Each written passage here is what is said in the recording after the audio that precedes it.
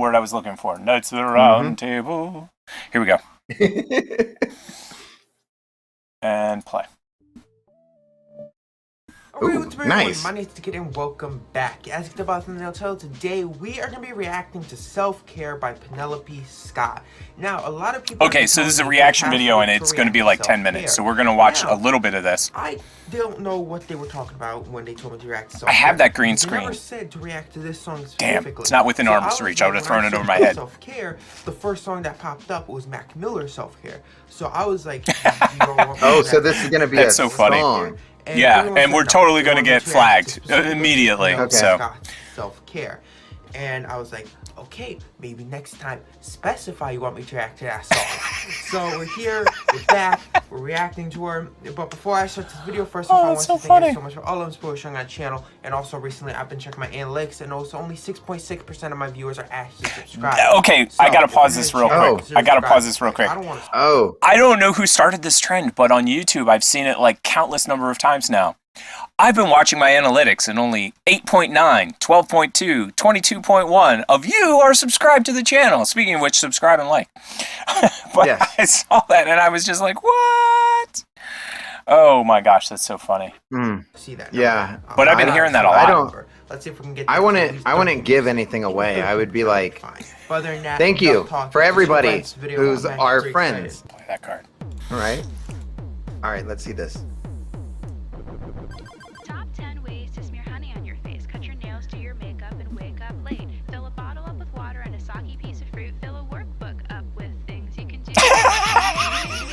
Yes! His face is exactly what I was thinking. I don't need to make that face. He made it. What? Yes. Is he gonna cry? I think he's gonna cry. I think he's contemplating his life. This gotta be a joke. Yes! I was waiting for him to say that. Y'all gotta mess with me now. Y'all gotta mess with me. Yeah. No. I'll do it one more time. Is there a chorus to this song? We haven't gotten there yet. Okay. This gotta be a troll. No, this gotta be. You've been trolled. No, you've been trolled, buddy. There's no way this is not a troll. Oh, this gotta be a troll. This isn't a real song. This gotta be like a meme thing. Oh my gosh, it's so funny on every level. Like, the fact that he's watched it over and over again makes it even better. Right? He clearly has never heard MSI music before, because like this is like his face is classic. Love this guy. Oh, I want to watch this whole thing, but it's 9 minutes and 20 seconds, and you know what? I think this guy reminds me of an actor. Oh, what is his name that played in Honey? Rick Moranis. He reminds me of a young Rick Moranis. Yeah. So the worst song of 2021? Question mark? By Knights React. No, I've heard way worse. I've heard way worse. But then again, I listen to some weird music, so. Yeah, but I would throw like the WAP in there. Yeah. Well, that was last year. That's not this year. WAP's old. Oh, WAP might be 2019 actually, even. Really? Like, yeah. Then let's find out when WAP came out. It better. Okay. Oh yeah, TikTok made it huge, but let's see when WAP actually got released. WAP release, because I think it was a lot older than we thought. Nope, 2020. It was released in 2020. Okay. But August 7th, 2020. But that's over a year ago. Like that's old now by comparison. No, I was watching. Have you seen the movie called Kate yet, by any chance? No. On Netflix. It's really good, by the way. No. It's a action film. Okay. The reason I bring it up is because it's set in Japan, and they use a lot of Japanese music, J-pop. And one of the songs, I swear, I listened to it, and I was like, you guys just straight up ripped off a band called Mindless Self-Indulgence, because it literally sounds like an MSI song. Like, I'm listening to it going, what? And the lead singer of Mindless Self-Indulgence, his name is hilarious. It's Jimmy Urine. So I'm like, what? What is going on? Why are you ripping off my band? So let me make sure that I didn't mess it up. Self-Indulgence. I'm sure it's fine. Well, the band name... Who? Okay. No, you keep on going with this, because my I was right. It is Jimmy Urine. And the guitarist's name, they say that it's that's what I thought. It's Steve. Is like Mike Poops? No. It's Steve. It's Steve RIGH question mark. Like the band itself has I don't know. I've always liked Mindless Self-Indulgence. They're an amazing live show. But if you want to hear weird music, play some Mindless Self-Indulgence. We'd play it here, but like... Oh, and one of the songs is called I Hate Jimmy Page, which I always found hilarious. I hate Jimmy. I mean, I get it. That's not how the song goes, because I can't sing. So we have reached the end of... who made the awards? Like, who actually... And that's what I was about to say. Let me zoom in on the partners of the week. Partners of the week. And then you and I can mangle some names. Because once you see the names, you'll be like, in fact, see if Rosie can type these in. Can you see them? Do you have them from the screen? Oh, yeah. Yeah, hold on. Because I'll throw them on the screen in a second, but I'd love to hear Rosie say any of the three. The first one, for sure. I'm going to the show so I could just copy and paste. Because no, I couldn't. There's 0% chance I would get the retype on that correct with my auto fill in, auto correct. I'm telling you right now. Oh man. All right. I like our name of our show, the notes. Show number 2, not number 1. Not one. Not one. Not one. Get it right. Well, I know why that happened. We had such a break between old season and new season. You wanted to make sure that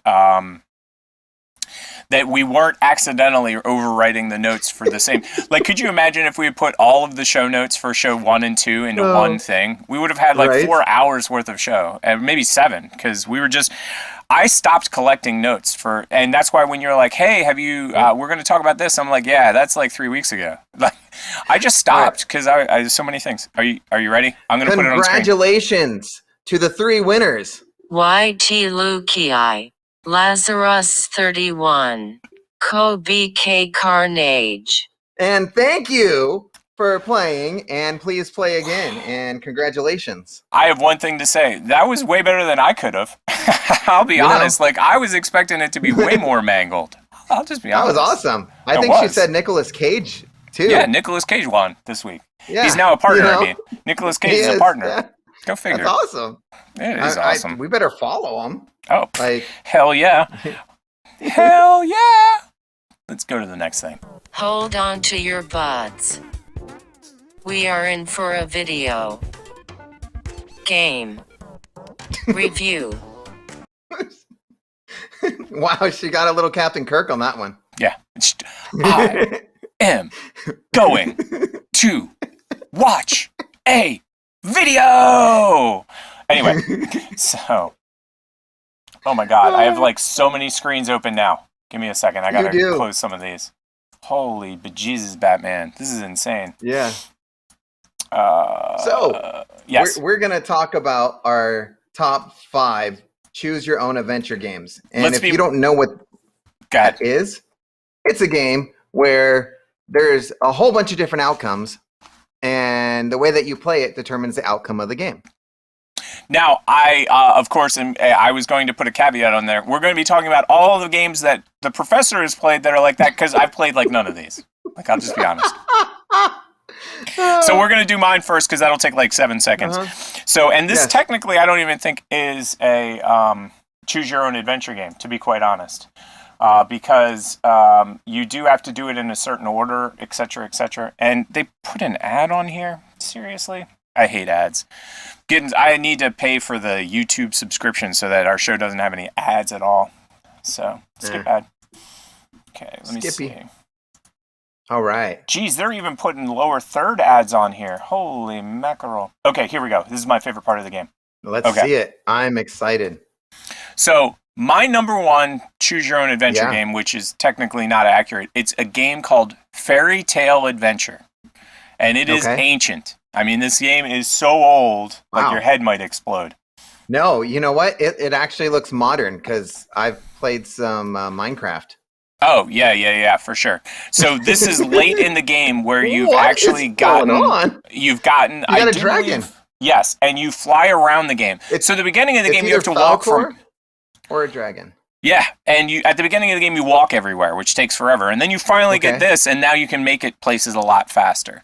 And so this was an old school Amiga game, and I played this thing forever. I don't even remember if I actually solved it to the end because there was so much to do. Do you know what I mean? And again, the reason I said it was like a choose your own adventure game is because you didn't have any set thing you had to do first.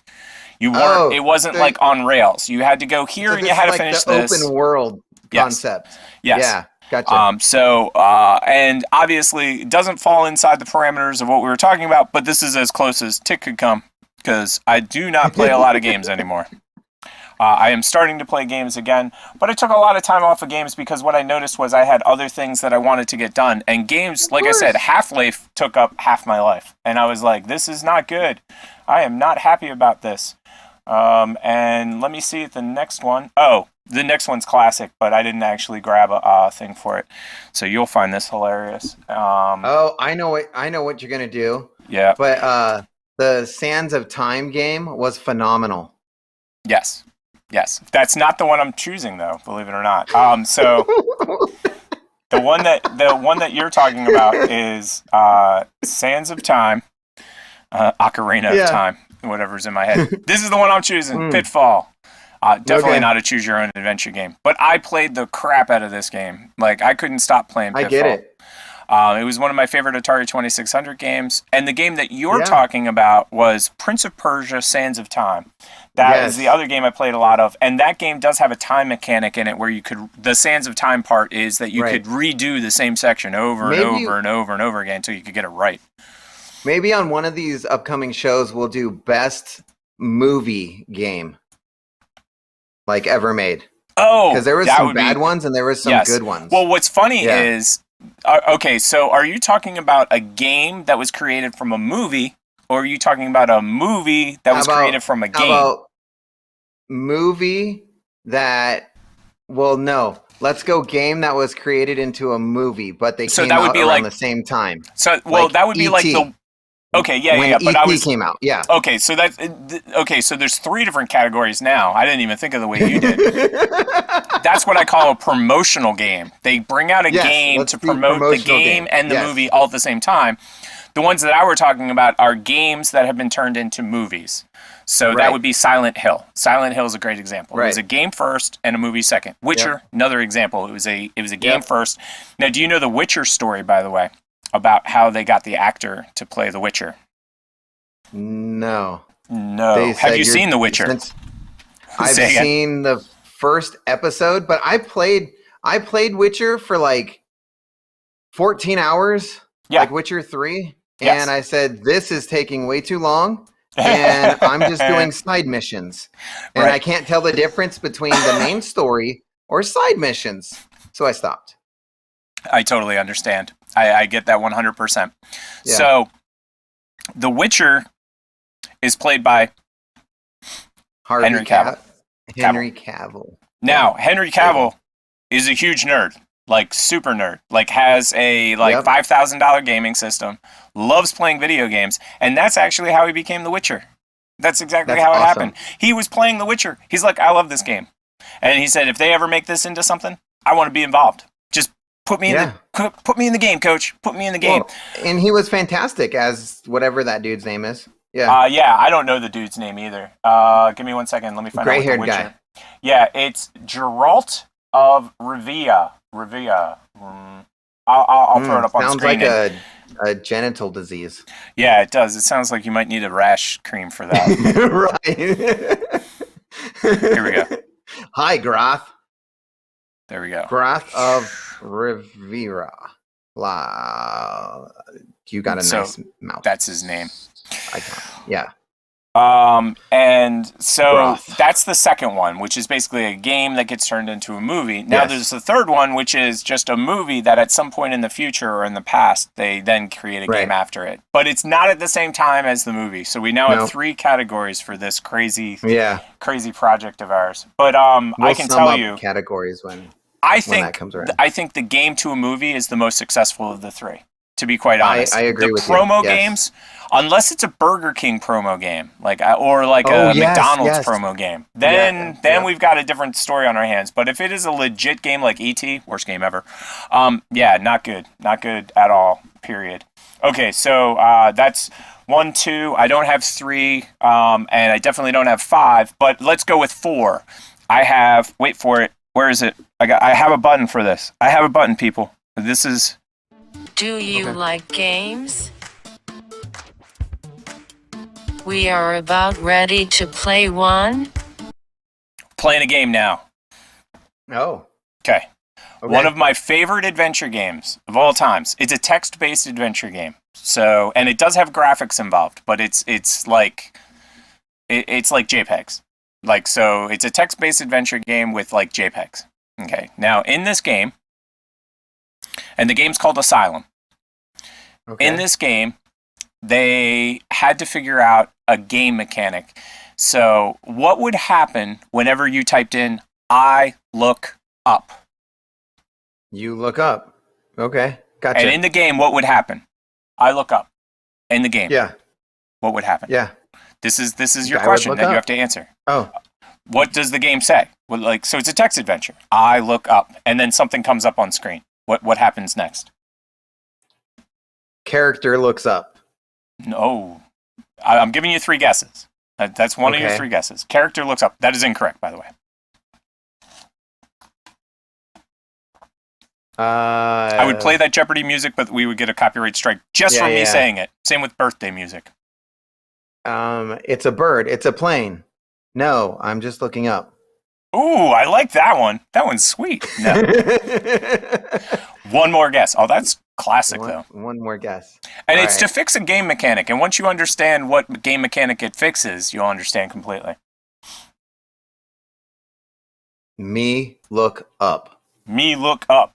I like that, too. It's like Mongo. Mongo, me look up. No. Me look up. No, okay. So you type it in, and then I'll be the computer. Yep. So you do the typing in and say... I typed in, I look up. A piano falls on you. You're dead. Game over. Anywhere in the game, whenever you looked up, a piano falls on you. You are dead. The game is over. Therefore, they didn't have to do anything. They never had to do anything with anything above you, ever. A piano falls on you. You're in an asylum. How the hell did that... How do they have a piano fall on you? Well, it is an asylum. Like, what, did they just have a guy carrying a piano around all the time, ready to throw it on top of your head? They have a little crane that carries it around. But anytime you in this game that you said, I look up, a piano falls on you. And you're dead. Game over. Period. Done. Have a nice game. I don't like it. You're like, wait, what? But no, Asylum was a text-based game, and the hardest part for me was you got to a revolving door area. So you would walk into this revolving door, but you didn't know which way you came out. So you were like walking down these hallways, you'd go through a revolving door, and you didn't know which way you came out. And so making the map, you definitely didn't come from above, like no. Oh, absolutely not. No. Yeah, no. But anyway, so now it's time to get into the professors. Oh my gosh. You actually had games. I had fluff. I actually have games. You do. Oh my gosh. So I have the first one ready. Let's go from yes. Number 5 to number 1, or do you want to do 1 to 5? I was going to do that. Yeah, let's do 5 to 1. Yeah, 5 to 1's fine. I just have to flip what I did. So press different buttons. Sweet. So my 5th game is a Bethesda made game called Dishonored. Oh, I was going to say, I was going to let the trailer play and tell everybody what it is just by the trailer playing. Oh, it's a... Oh, zoom out. Or is it... Zoom out. Zoom out. This game is so freaking good. My God. And the game's so old, too. It came out, like, a long time ago. 2009. Yes. I don't know. I played the hell out of this thing. Something like that. Before I had kids, I think.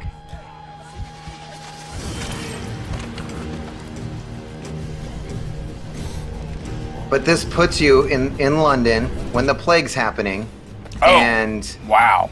Okay. So it's a plague game, and it's a very, like, you can see all the dead bodies drop. And it's a very modern game, too, because technology seems advanced in some places and not advanced.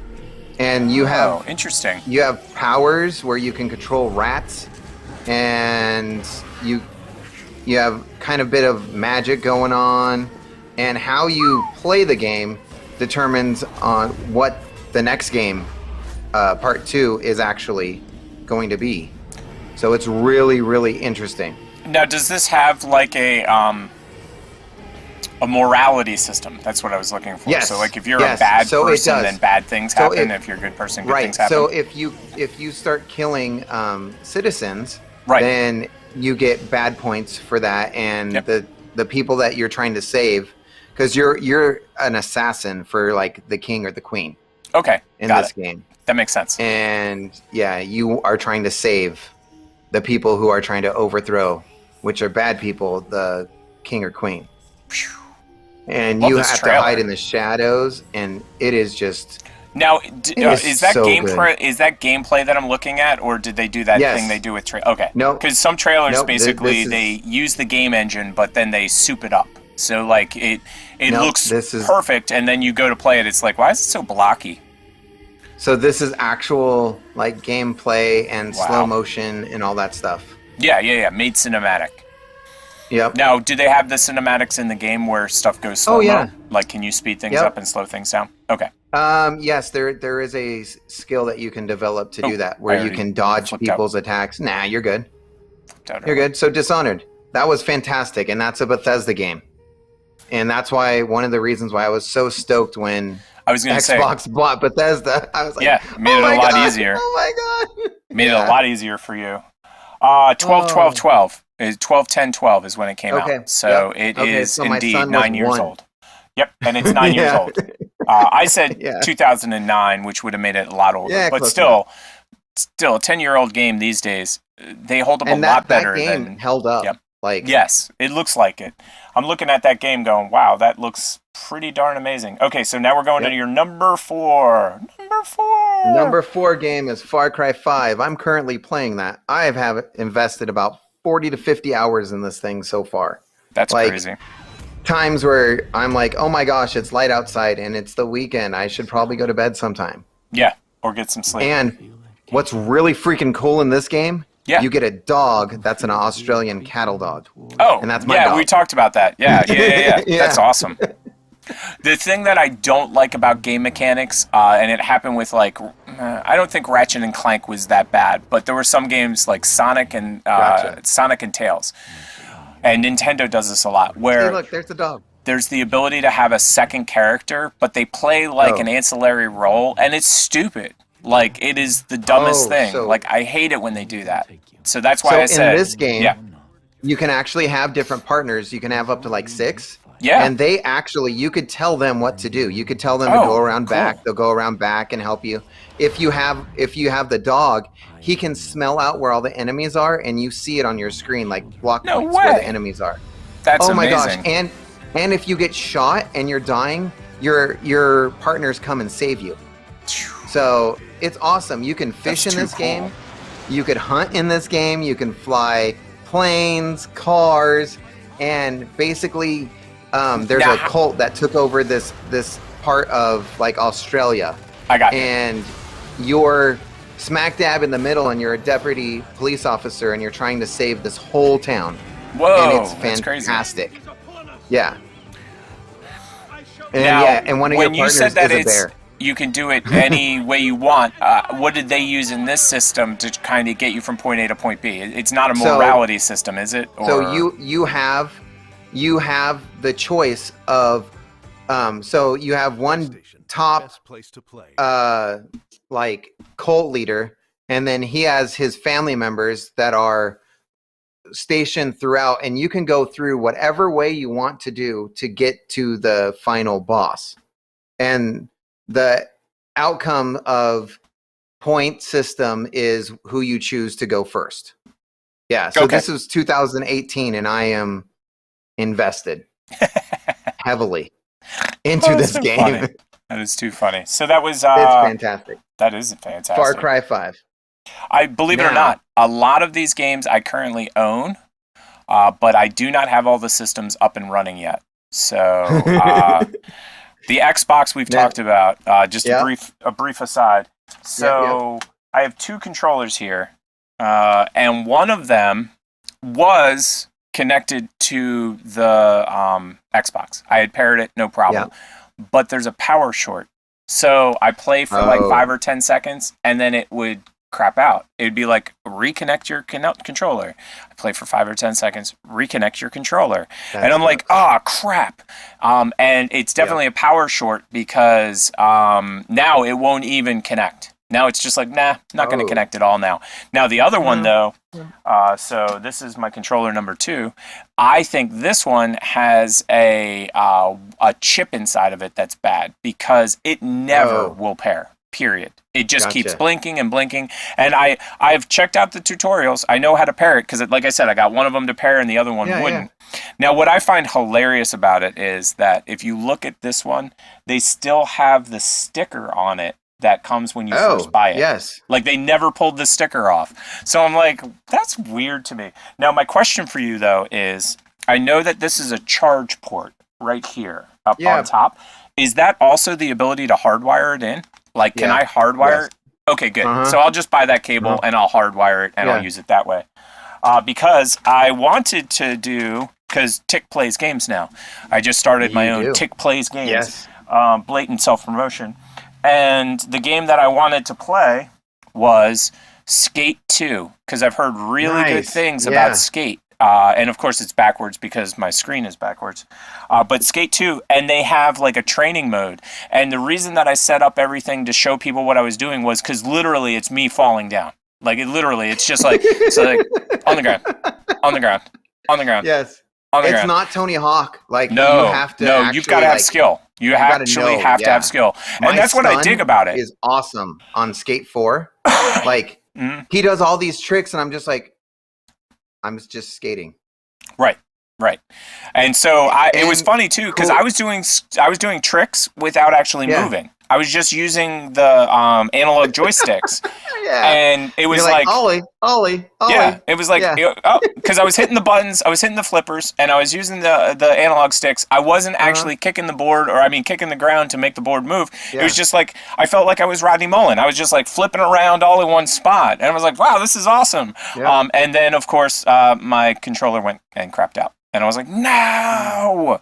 Yeah. So now that I know I can hardwire it, because I don't care if it's wireless or not. I think that's a big thing. Like most people, like if you saw my wire collection around here, you'd be like, oh yeah, I know why you don't care about wires. They're everywhere. Yeah, right. But when it comes to gaming, most people want or need a wireless controller. Did you hear what they're doing though with the Xbox? I think it's the last generation of Xbox controllers. It might be Xbox 360s. They came out with a new firmware that makes the old controllers act like new controllers. Like the actual lag time and the speed at which it works. The firmware just came out recently. I don't know how recent it is. But it basically makes it so that instead of having a controller, you're like, man, this thing works like 1922. Right. You know what I mean? It actually has the speed of a modern controller. I don't know what they did. I'm sure it's some technical nonsense that neither of us would understand. So now we are on to number 3. Ooh, dun, dun, Mass dun. Effect. So here's a game for you, Tick. So I put Mass Effect 2 and 3 together, both as my number 3. Yes. But you got to play the whole series. These were just number 2 was my favorite out of all of them. Got it. That makes sense. That's interesting too, how some franchises, there's a specific one.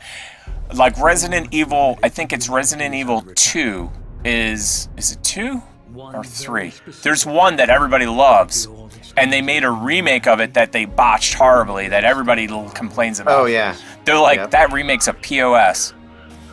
So this thing won so many awards. I see it, yeah. Oh my gosh. So this one, you can choose your character. And this is a full-fledged system. I've seen Mass Effect before. Oh my gosh! Character, what you buy, what you do. Like number 1, and whatever you do on number 1 continues to number 2, continues to number 3. Oh man, that's amazing. Now, what if you just want to jump in on 3? Can you jump in on 3 and have any chance? You can. Okay. Oh yeah, some 100%. games you don't have any chance if you jump in on 3. But what's cool is your characters that you kept as your team will continue through to the next game. Or you see, that's if they died, if they died, you can't play them. Like they're not there. They're that's done. horrible and hilarious and horrible. If you romance a character, that romance continues through the next game. What? I wonder if you could have kids. That'd be crazy. Right? Well, I was just going to say that the game mechanic here reminds me of D&D. Like, basically, it's like playing a D&D character and having a D&D party. You know what I mean? Very few games have done that because that's hard to pull off, to be quite honest. To have a character that you can fully develop and then take to the next game, to the next game, to the next game. Look, you could romance the characters, Oh, that's so funny. And honestly, and you can't do any romancing, anything like that until you build up trust with the characters. Oh, that makes sense. Yeah, you have to go through. Let's see. What else about this game that was so fantastic? I'm trying to get a title screen. So I think one of the Sheens. Who's the dad? What's his name? Martin Sheen. Martin Sheen. Yeah, he's in number 3 as like the antagonist, and then you have who's that guy that does? He was in Austin Powers, and he was the bad guy's son. Oh, Seth Green. Seth Green. Yeah, he's your pilot of your ship. Oh man, that's awesome. Yeah, that is so it's really awesome. Cool. Yeah. Yeah, I was going to say. So name Martin Sheen's kids that were in the movies, and there's 2. But it's kind of a trick question because when you answer it. You're like you got Charlie, winner, Sheen, winner. Yes, and you got Emilio Estevez. Bing! You have won this crazy game, and did he marry Gloria Estevez? Is that the same? No. Is that No, his mom's name. That's a family. That's his mom's name. So what he did was, right before he was about to go into the industry, he did not want to leverage his dad's name to get himself farther down the road. So he said, you know what? I'll go in and I'll be my mom's name. And that's where Emilio Estevez comes from. And he just did Mighty Ducks on Disney Plus. So Mighty Ducks, I don't remember the name, but I only watched about 3 or 4 episodes, but I liked it. I thought it was good. But you know what? With modern kid shows or modern kid TV stuff, I can't get into it as much as I used to. You know what I mean? It's just I'm not that I have demo. Kids, so and there's some shows that I'm like, why? You know what show I could never watch is Teletubbies. What? Like, there's so many people that love the Teletubbies. I'm like, no, I'd rather buy a handgun, if you know what I'm saying. And it's not to shoot anybody else, if you know what I'm saying. And now this is the part of the show where I need to put up the suicide prevention line, because, like, seriously, that's Teletubbies. Next, number 2. Number 2, numero dos. Is Life is Strange and Before the Storm. I combined 2 games into this one because one is the prequel and one is the real game. And this game, you're a chick dealing with high school stuff, but how you do things is what goes on in the next game. Oh, okay. It does like different chapters, and how you choose to play does all the chapters. Like, it tells the story. And I've played this different times and different endings. Wow, that's crazy. See, I always like the repeat value. The repeat value on a game is good. This is really good. Yeah. And Max has this thing where she can go back like a couple minutes in time and change the outcome. Love time dynamics. My favorite. And this deals with not only... Oh, by the way, you can play D&D in this game. You can spend that's like even hours more playing hilarious. D&D. That's even more hilarious. I got my dice behind me, so that's just so funny. And the dynamics between these 2 girls, so Max, the one with the camera, is the main girl for and that's her friend. Life is Strange. Yep. And then the other one, Zoe is Before the Storm. Is the other for the other game? Yeah, now, did the games come out in sequence or did they come out in parallel? Meaning, did they come out as a prequel? So Life is Strange came out first, and it did so well that they had to do a prequel. Got it. And for the prequel, which is cool, is they took one of my top 5 bands, a band called Daughter, and they did the whole soundtrack to it. Genius. Genius. And you know what's so funny is when they were in that parking lot, I totally got a Twilight vibe, the movie Twilight. I was like, where are they shooting this, in Twilight Land? Because same kind of truck and same kind of driving around, same pine trees. I got so attached to this game. Yeah. In Chapter 5, something happened to one of the characters, and I had to stop playing. I had to stop playing. I get it. I get it. No, because what happened to her? Now, could you replay it and get around that, or no? I tried that a whole bunch of times. And that's what I was gonna say, and it was unget-aroundable. That was one that was you can't do it. You have to push through it. Right. And you could change what happens through that chapter. And that's what I was gonna say. Did you ever make it past that? Oh yeah. I made it past it. I just had to suck it up because I was literally. And you can watch gameplay of this, and people are in tears, bawling their eyes out because I'm only laughing because I get that 150%. It's just, I don't know. I always find the juxtaposition of a guy my age playing a video game just Yep. And it's just hilarious. Where always find that the funny. Streamers get up and they're just cussing. They're like, "F this game! I can't fucking play this game anymore." I have a feeling that if you had been on camera when you were playing the game, that totally would have been you. You would have been nope. Crying, and you would have been crying, and you would have been throwing your controller down and I quit. This game's over. Yeah. So number 1 coming up. Number one. And man. Guess what? Guess what studio made this game? Bethesda. Yes. I'm just laughing because we've talked about that before. Your number 1 and 2 games of all times are by the same company that just recently. What? Stop. Leave me alone. They just recently got purchased by Microslave. Yep. And so since Microslave is enslaving the universe, which is funny because I don't think they're as bad as they were when I was a kid, but... Right. This is Fallout 4. Everybody's like Fallout Vegas or Fallout 3 is the best. I love me some Fallout 4. And you know what's funny is I'm going to have to check my shelf because I think out of the games that you've mentioned, I think I own at least 2. I might have 3 of these games. So it's just a matter of making sure I have the systems and stuff. Because I think Fallout 4 I have for the Xbox 360. Fallout 3 you should have for that one. That might be what I'm just going to be quiet. And you can just... War never changes. You can chew this. You can eat it up like a Snickers. It's insane. In the year 1945, my great-great-grandfather... Jebediah. Serving in the army. wondered when he'd get to go home to his wife. Never. And the son he'd Welcome never to seen. war. He got his wish when the U.S. ended World War II by dropping atomic bombs on Hiroshima and Nagasaki. The world awaited Armageddon. Instead,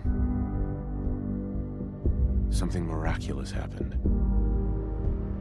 We began to use atomic energy not as a weapon, but as a nearly limitless source of power. No comment. People enjoyed luxuries once thought the realm of science fiction. Domestic robots. Love domestic robots. Fusion-powered cars. Love fusion-powered cars. Portable computers. Love, what are those? Portable what? But then... Portable computers called Pip-Boys, which That's is awesome. has nothing to do with our Pip money That's from even funnier. Free Labs. Years of consumption. I've seen those before. Every major resource. A lot of makers make those. The entire world unraveled. Peace became a distant memory. It is now the year 2077. Amazon's making a TV series out of this. Oh, that'll be amazing. I love what Amazon does. I do too. I was a huge fan of Man in High Castle.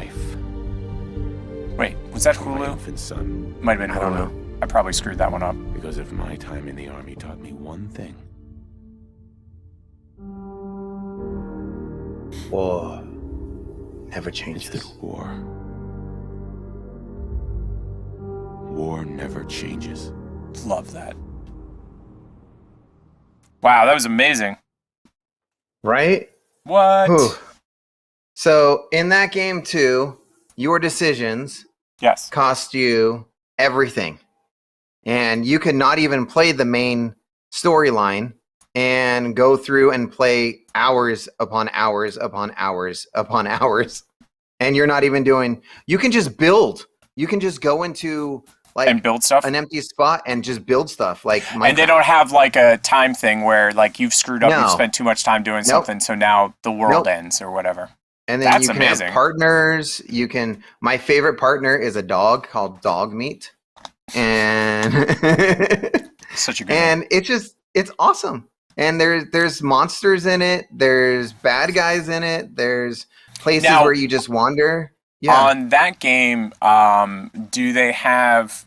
Is it more like a D&D system, or is it like how would you describe the game mechanic? Like, okay, so I pick a character, and then do I level up skills? Do I pick a character? Do I like have a morality thing? So you can level up skills. Okay. Yeah, and you have perks, and you have skills, and yeah, the more like if you want to just kill things, you can have sniper skills, and that is one of the most modded games. There's so many mods for that thing. Yeah. And one of my favorite mods is survival mode. Okay.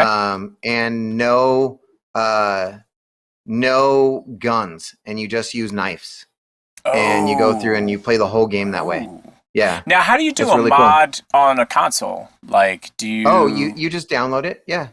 Okay. Yeah. There's no. I wasn't sure because I know on a PC, obviously, you can just drag and drop a file in. So do you just put it on a USB key and then just take it into your file system somehow? No, you connect the Xbox to the Bethesda website and you just download the mods. Oh, okay. Welcome to modern times. I have no clue. So, that makes brilliant sense. I just remember that mods in games were very frowned upon by most developers. You know what I mean? Like, you're not going to find, like, Mario Brothers, and they're like, hey, we've changed all the characters. You know what I mean? Like, no. They really, like, most companies really protect their intellectual assets, and they don't allow you to do much outside the box. This brings us, scroll down to the Bethesda, you should hire this person. Oh, yeah. Because let me go down to that guy. It ties in perfect. Okay. And video game gen, correct? Yep. And then now, do you want me to do the article or the video? Well, don't do the video. Do the article, because the video is something completely different. Oh, okay. That makes the video is a surprise for you. Oh, cool. Well, I love surprises. Yeah. Yep. So, when your Fallout mod is so good, Bethesda hires you before it comes out. That's hilarious. That's exactly what we were talking about. For Fallout 4. Yeah, that's amazing. They made a Fallout London. So they recreated. London. If you scroll down, you can see the pictures of it. Yep. So this is all mods. So they recreated the Fallout 4 world and made it and turned it into London. Wow. Yeah, and you can watch the whole trailer on it too, and it is fantastic. And keep in mind, I don't think there's any more, but the trailer is there. But, we don't have to watch the trailer. I'll do the trailer because I just want to see. This is a game where Shut up. Where grandma and whatever. Cool. So this is the reveal actually a mod. So I don't know when Fallout 4 came out. I want to say 2015 or something like that. Okay. And it took them all this time to complete this. No doubt, dude. No doubt. So Fallout 4 is based in more of a America kind of situation, correct? Yes. More of like America. Yeah, like Vegas. I don't know. And then this is the London version of Fallout 4, basically. Yes. And was it a single person or was it like a group? Oh, like, single person. Yeah. Man, I always love single creators. Yeah, non-playable characters. Now, most of old Blighty is a shell of his former I mean, they did voice acting and everything for this. That's unbelievable. Nightmares. Hooligans. Up for a bit of argy-bargy. Those are all new costumes, new dogs, Man. new shadowing, everything. This is the London Underground. New characters. I don't even know who that dude is. Yeah. Now, when's this game coming out? This one right here. I think it's out now. Got it. We should check that. Give me 1 second.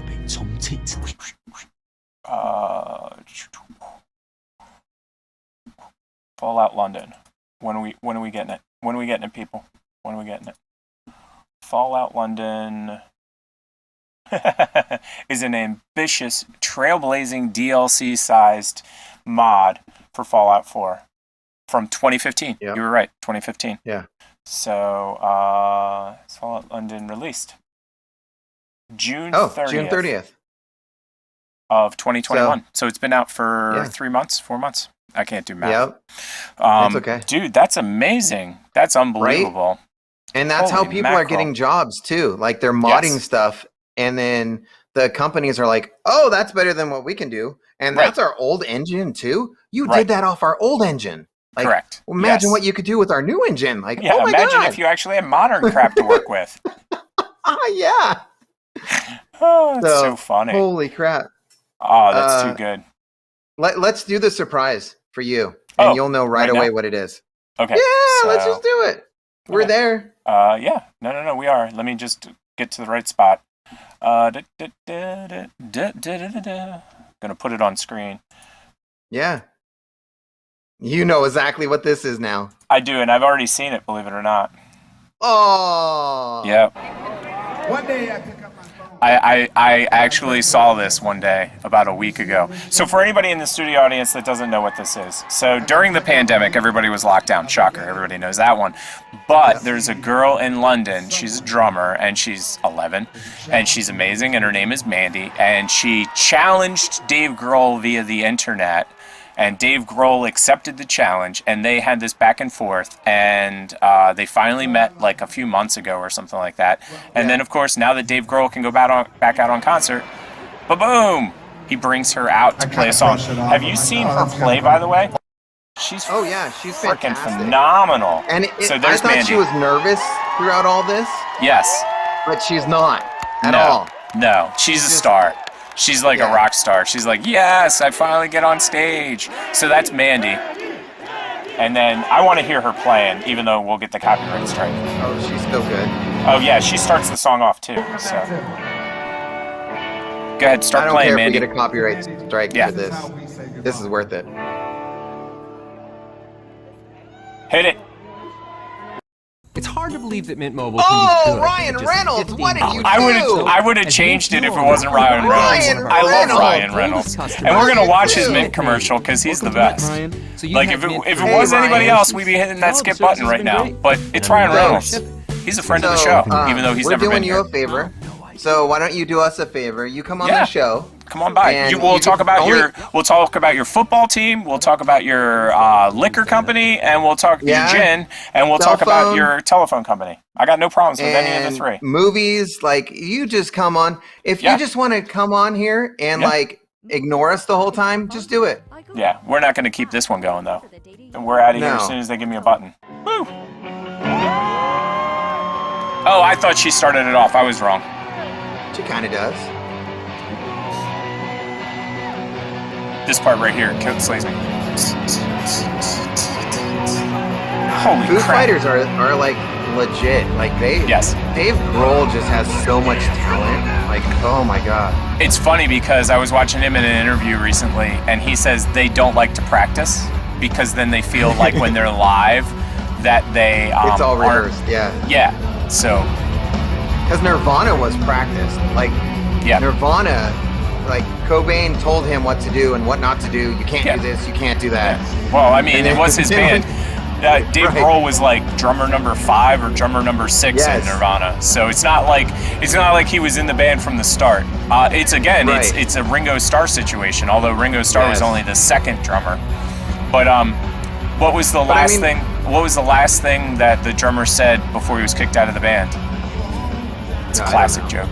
I have a song for you guys. No, but normally drummers are always ignored. Right. The first Foo Fighters album, it was all Dave Grohl. Oh yeah. Every instrument. Yeah. He did everything. He played all the instruments. Yep. The dude's insane.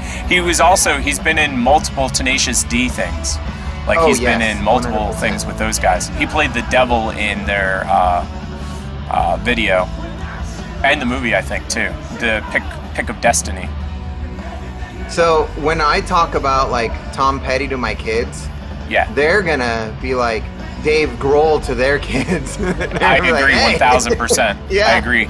1,000%. Yeah, and what's interesting or hard or difficult is that once an artist passes away, like so Prince is a good example. Yes. Like Prince, megastar. Like nobody, like Tom Petty was a megastar as well. I mean, he was in a whole slew of different like offshoot bands as well. He was in Postman too. Yeah. Yeah. Like he was an actor too. Yeah. By comparison, though, like I would put Prince at like a different level. Does you know what I mean? Like when Tom Petty would show up to places, people weren't like, "Dude, it's Tom Petty. Everybody be quiet." But like when Prince would show up places, people would be like, "Shut the F up! It's Prince." You know what I mean? Right. So different levels of fame, in my opinion. That's I guess I'm more of a Prince fan, and I like Tom Petty a lot. No, I guess where I'm going with it is jump forward 15 years because Prince has passed, and there's going to be a large segment of the population that's going to be like, who? Well, who? You know what's weird about that?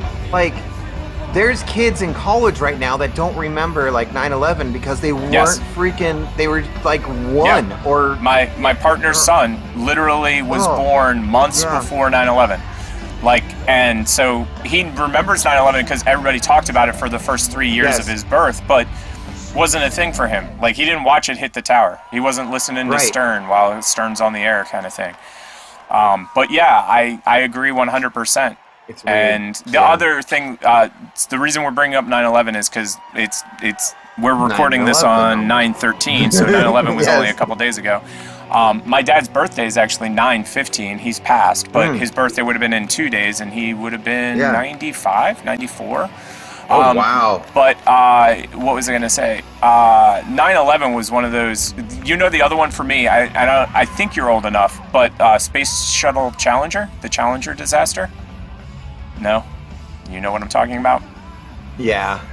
But you were probably like 4 or 5 or something. Like you were probably. I remember seeing that in school, but I don't remember much about it.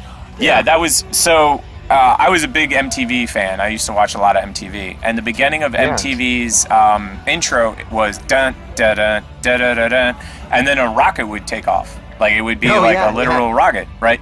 So Challenger disaster happens, and literally the next day, dun da da da da da da. No rocket. They had to completely change the promo like the next day. Like, and I get it. I mean, the Challenger disaster was horrible, all caused because an O-ring popped. And we talked all the way through Foo Fighters. I feel bad now for Mandy. It's okay. Nandy. I think it's Nandy. I think it's with an N, but I could be wrong. Mandy? I don't know. I don't know either. She's from England. Rock. She's from the UK, and she can play some drums. She's an amazing drummer. So, that was a good surprise. I appreciate that one. And if I hadn't seen it, I would have been over the moon. I would have been like, shut up, I'm watching this. But I literally have watched it 4 times already. That's why I think I talked through it. The one that I watched, actually, though, and I hadn't seen this one, I watched it from her dad or mom's point of view. Because they have a dad or mom video where the dad and the mom are in the back, and they walk up with her. And they're like filming her. And she walks up on stage and they're filming from behind stage. And I'll tell you right now, backstage, horrible seats. Horrible seats. They're not good. I bet, yeah. Too good. Too good. The real drummer came out and threw his sticks like, I have sticks to throw. You better pay attention to me. Okay, so what do you think he just said? I know what he just said. What? Okay. That was the real drummer from Foo Fighters talking to Nandy. Yes. What do you think he said? You have my job when you get a little older. Oh, I thought he went totally like psycho hardcore the other way. You're not taking my job, little girl. I will take you out. You're not taking my job. So he's still talking. No, seriously, you're not taking my job. Oh, did you see? She I will kept take her the out. sticks because he gave it to her. Yeah. She was like, "No, you're my favorite drummer." Right. Too funny. Too funny. Love me some Foo. No, it's funny. I like the Foo Fighters, but they're not in my top 10. Oddly enough. You know, for me, they're like, that's why I associate them with Tom Petty. Like, I can listen to Foo Fighters, and there's songs that I'm just like, oh my gosh, this is awesome, and sing along. Yep. And then there's songs that I do that with Tom Petty, and then the other rest of the album, I'm just like, whatever. Yep. There's only certain songs that you're like, oh, this is a good one. But I will say, Foo Fighters are one of those bands that, like, when they release an album, they have at least one or two songs that you hear all the time. And most artists don't do that. No. And the thing is, it's not radio stations playing favorites. They just have songs that are good. Right. You know what I mean? Like, you can tell when a radio station has a favorite band because they put some crap on, and you're like, this is horrible.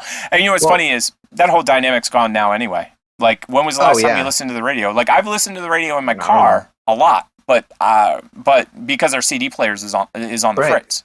Other than that, though, it's like CDs. I can throw in some kind of they have like Foo Fighters has like the Beatles thing where they write something, they're like, this is a hit. I know this is a hit. Yeah. Like, this song it's a hit. It's funny that you should say that because I was watching last night. I was watching Smashing Pumpkins lead singer Billy Corgan. Billy Corgan was on Rogan, and he was talking about the fact that when he was making music, because basically music's in a bubble. Unlike comedy. Comedy, like most stand-up comedians don't know what they're going to do in their set until they create it and they perform it and create it and perform it and create it and perform it 20 or 30 times. Now, music's opposite. Music's like you put it out or you create it all and then you put it out to the world. And Billy Corgan was saying, and he said at the time, he's like, yeah, this sounds really like egotistical, but he's like, I was making songs and I knew while I was making the songs that these things would be big because of what had happened previously. But then he got into a certain point, and the way the music industry is, basically you have a whole bunch of yes men around you or yes women, and basically no matter what you do, oh, that's the best, Billy, that's the best. And he's like, at a certain point, he just lost his objectivity, and he was like, I couldn't tell what was good or what sucked. And he ended up working with Rick Rubin, who is like, if I had a person that first of all, I'm sporting the Rick Rubin beard. If there was Rick Rubin's in my top 5 people that I want to meet. I mean, my top 5 has changed because of deaths, believe it or not. Like, I have people in my top 5, I'm like, can't meet that guy anymore.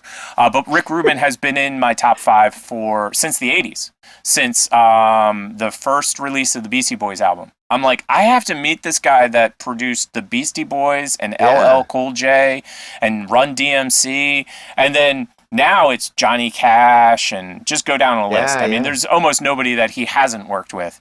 And you know that he is the kind of guy that you'd want to hang out with from the perspective that all of these eccentric artists are like, dude, he's cool.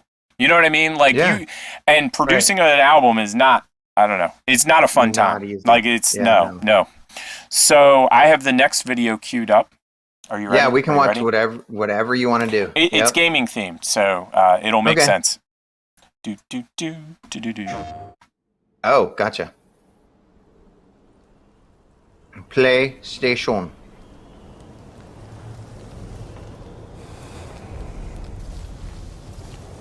Have you seen this trailer yet? No, but you know what I was just thinking? They need to make a God of War movie with Jason Momoa as this lead character. Hell yeah. I'd go to see that twice. Yeah. Have you seen C, by the way? S-E-E with Jason Momoa? No, I haven't. Oh my God. It was worth the Apple TV subscription that I didn't pay for. But like either Jason Momoa or like Batista. Like someone like that needs to be this person. I agree 100%. Did you hear Batista's not whatchamacallit anymore? Doing Drax anymore? He's not Drax anymore. That's not right. Well, did you hear his reason why? No, I didn't. He's getting too old and his body's starting to sag. You know what? I buy into that every day of the week, man. That guy's body was chiseled out of rock, so I get it. But it is sad because I think they have to kill off and which I think they're gonna do in the next Guardians. Just kill him off or write him off, where he's like riding into the sunset or something like that and not coming back. You don't think that they're just going to do the standard Hollywood thing where they just replace one actor with another and act like nobody's going to be the wiser? Nah. Not with Marvel stuff. Oh yeah, I think they're going to do it. No one replaced Tony Stark. Like, that's true, but there was no reason during this time frame to replace what's his name. But they did replace they did replace War Machine. Acted like nothing happened. Well, yeah, I didn't like the actor that they had before. Oh really? Oh, I did. I dig both of them actually, but for different reasons. I'm a huge Hustle and Flow fan. That's why Hustle and Flow is one of my favorite albums. Albums. It's one of my favorite movies because of the way that it is. Because in all honesty, that's the way the music industry is. You're nobody until you're somebody, and then once you're somebody, like you're the thing. I saw this gameplay. My head almost exploded. By the way. No, I loved all the God of Wars. Yeah, God of War is an amazing game. I want to play more of it. Yeah, if I had a PlayStation, I'd be all about this. Oh no, I get it. I have a PlayStation 4. I don't know if it fully works or not because I've never gotten a chance to completely test it. So.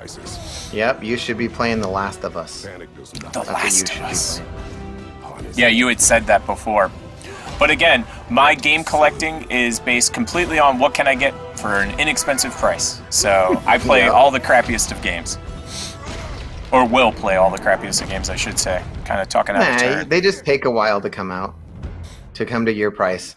Yeah, exactly. Exactly. Flea market prices, as they say. I see Jason Momoa and Batista right here. Yeah, I would. I'm no doubt. So, yeah. So now that I've said it, I gotta go.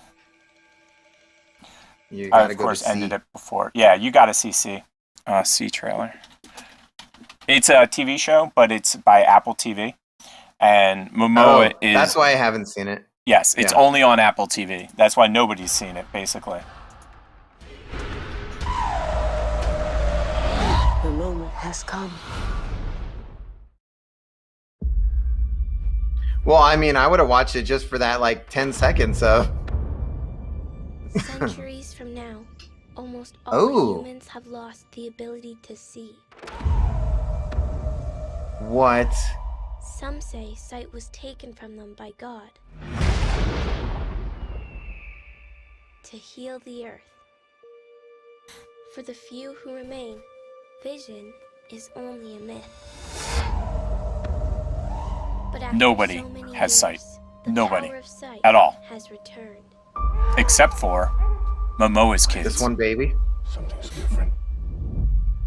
The children, they have the ability to see. He has twins.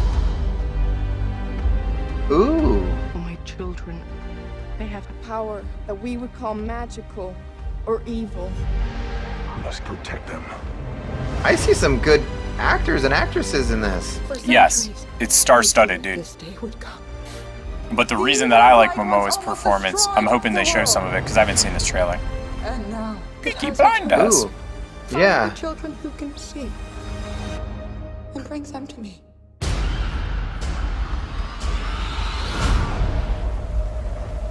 Now, it will come for us. If we give the babies, they might leave us alone. Yeah, sure. Just give the kids up. That always works. You and I both know giving the kids up never works. They just kill you anyway. These children are a gift. They will bring knowledge. They will begin a new world. We are family. We are one. And we fight as one.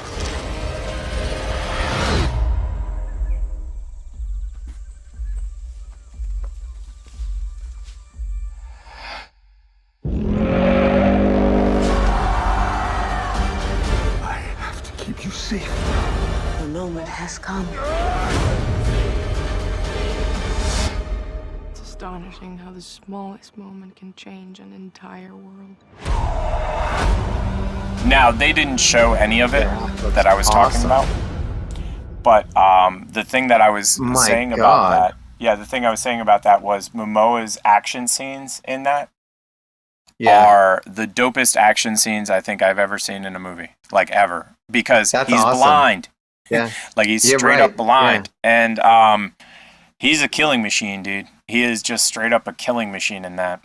And it's funny too because I've watched a lot of Momoa recently because he is obviously he was in the show that you have not watched, Game of Thrones. That character made it so that he didn't get any work. Like people thought that his character in that was the way he was, because that character is like a he's a decent dude. Right. So he wasn't getting crap for work for a while because of that, and he's big into the camera that I am a huge fan of, and I can't afford. It's called Red Cinema camera. So he has his own Red Cinema camera. So he's big in photography and videography, and then last but not least, Lisa Bonet, which was like I was like, holy crap, because there's that tie-in with her first husband, and his name, of course, is going to escape me. Famous musical artist. And I'm going to have to look it up because it'll kill me if I don't know. And it's right on the tip of my brain. Bonet. She has a couple of kids with him as well. So the reason I'm bringing it up is she was on Cosby Show, right? Correct. She was on Cosby Show, and then she married Lenny Kravitz. They had a couple of kids, and then they got divorced, and then now she's married to Jason Momoa. But could you imagine going to like a family gathering, and you've got Jason Momoa and all of his family, which they must be fun to party with. I'm just saying. Yes. And then you have Lisa Bonet and her family with they've always seemed cool. And then of course Lenny Kravitz shows up just for fun. You know what I mean? Like, come on, let's be real. That's just crazy talk. But again, this is the kind of thing that happens in Cali. Do you know what I mean? That's a Cali story, if ever there was one. So we are finally, I think, out of that section of the video show. Games. Yeah. Now, the one thing I did want to talk about with God of War Ragnarok before we run away, because that was what started this whole down the rabbit hole, is I absolutely positively hate the re-editing of old things, meaning that like you take something that exists and you change it. Yeah. I have such a hard time watching any of the Star Wars anymore because of the franchise naming. I understand. Because like when I was a kid, it was Star Wars. And it was Empire Strikes Back, and it was Return of the Jedi, because that's the names. Those were the names of the frickin' movies. Now, when you talk to a kid, you're like, "Oh, Star Wars." They're like, "Which one?" The Star Wars. They're like, "No. There's Star Wars: Phantom Menace, and there's Star Wars: The Return of the Jedi. There's Star Wars: A New Hope." And I'm like, what? Like, if you were to have come, like, you were in that would be a classic, that would be classic for a time-traveling movie. A kid from, the late 70s, he hops forward to now. He's like, yeah, Star Wars is the best. And then they go rattling that stuff off. They would have a total, it's the trilogy we always talk about moment. Trilogy. No, I get it. You know what brought me back into Star Wars? Go ahead. The Mandalorian. I agree, 100%. I was so out, it wasn't even funny. I was like, I don't want nothing to do with it anymore. Even okay. You'd have a Back to the Future moment. That was the word I was looking for. Back to the Future moment. I am so gonna like spoil this for everybody, but huge spoiler alert. Go ahead. Alert, yes. But part 2 has been out for a while, like the season. And they brought back Luke Skywalker. That's our spoiler alert. Yep. And I wanted him to be Mark Hamill of now. Yeah. Yeah. And I was why do you even need to do old guy? Well, speaking of, you do a good job, you get hired. Didn't we talk about this before? We might not have. So everybody on the internet complained about what a shitty ass job they did with de-aging Mark Hamill and making him younger or whatever they did. Yes. They did a horrible job. Just there's nobody on the internet that's like, you did a great job. Right. Some guy who does deep fakes. Yeah. Yep. They just hired him to be the head of that whole area of LucasArts. Talk about doing a good job, and then all of a sudden now you get to do it forever and ever and ever. I was like blown away when I heard about that. I've got one. Here we go. It's time. Okay. This is your spoiler alert warning.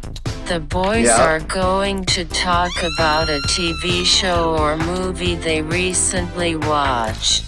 So it's your own damn fault if they ruin it for you. I mean, that's true. It is. So this is actually the introduction of a show. And we're going to watch it real quick, and then you're going to tell me like what it reminds you of. I do not believe that you've watched this show at all yet, so you might be like, I don't even watch that show. But let me press a couple buttons. Copyright flag. Woo! Oh, I know what this is. Oh, am I not zoomed out? I don't know, but I still know what this is. Stupid copyright flags. This is my favorite show introduction right now, like of all times. Really? It took over. Yep. Had a lot of discussions with my partner about this one because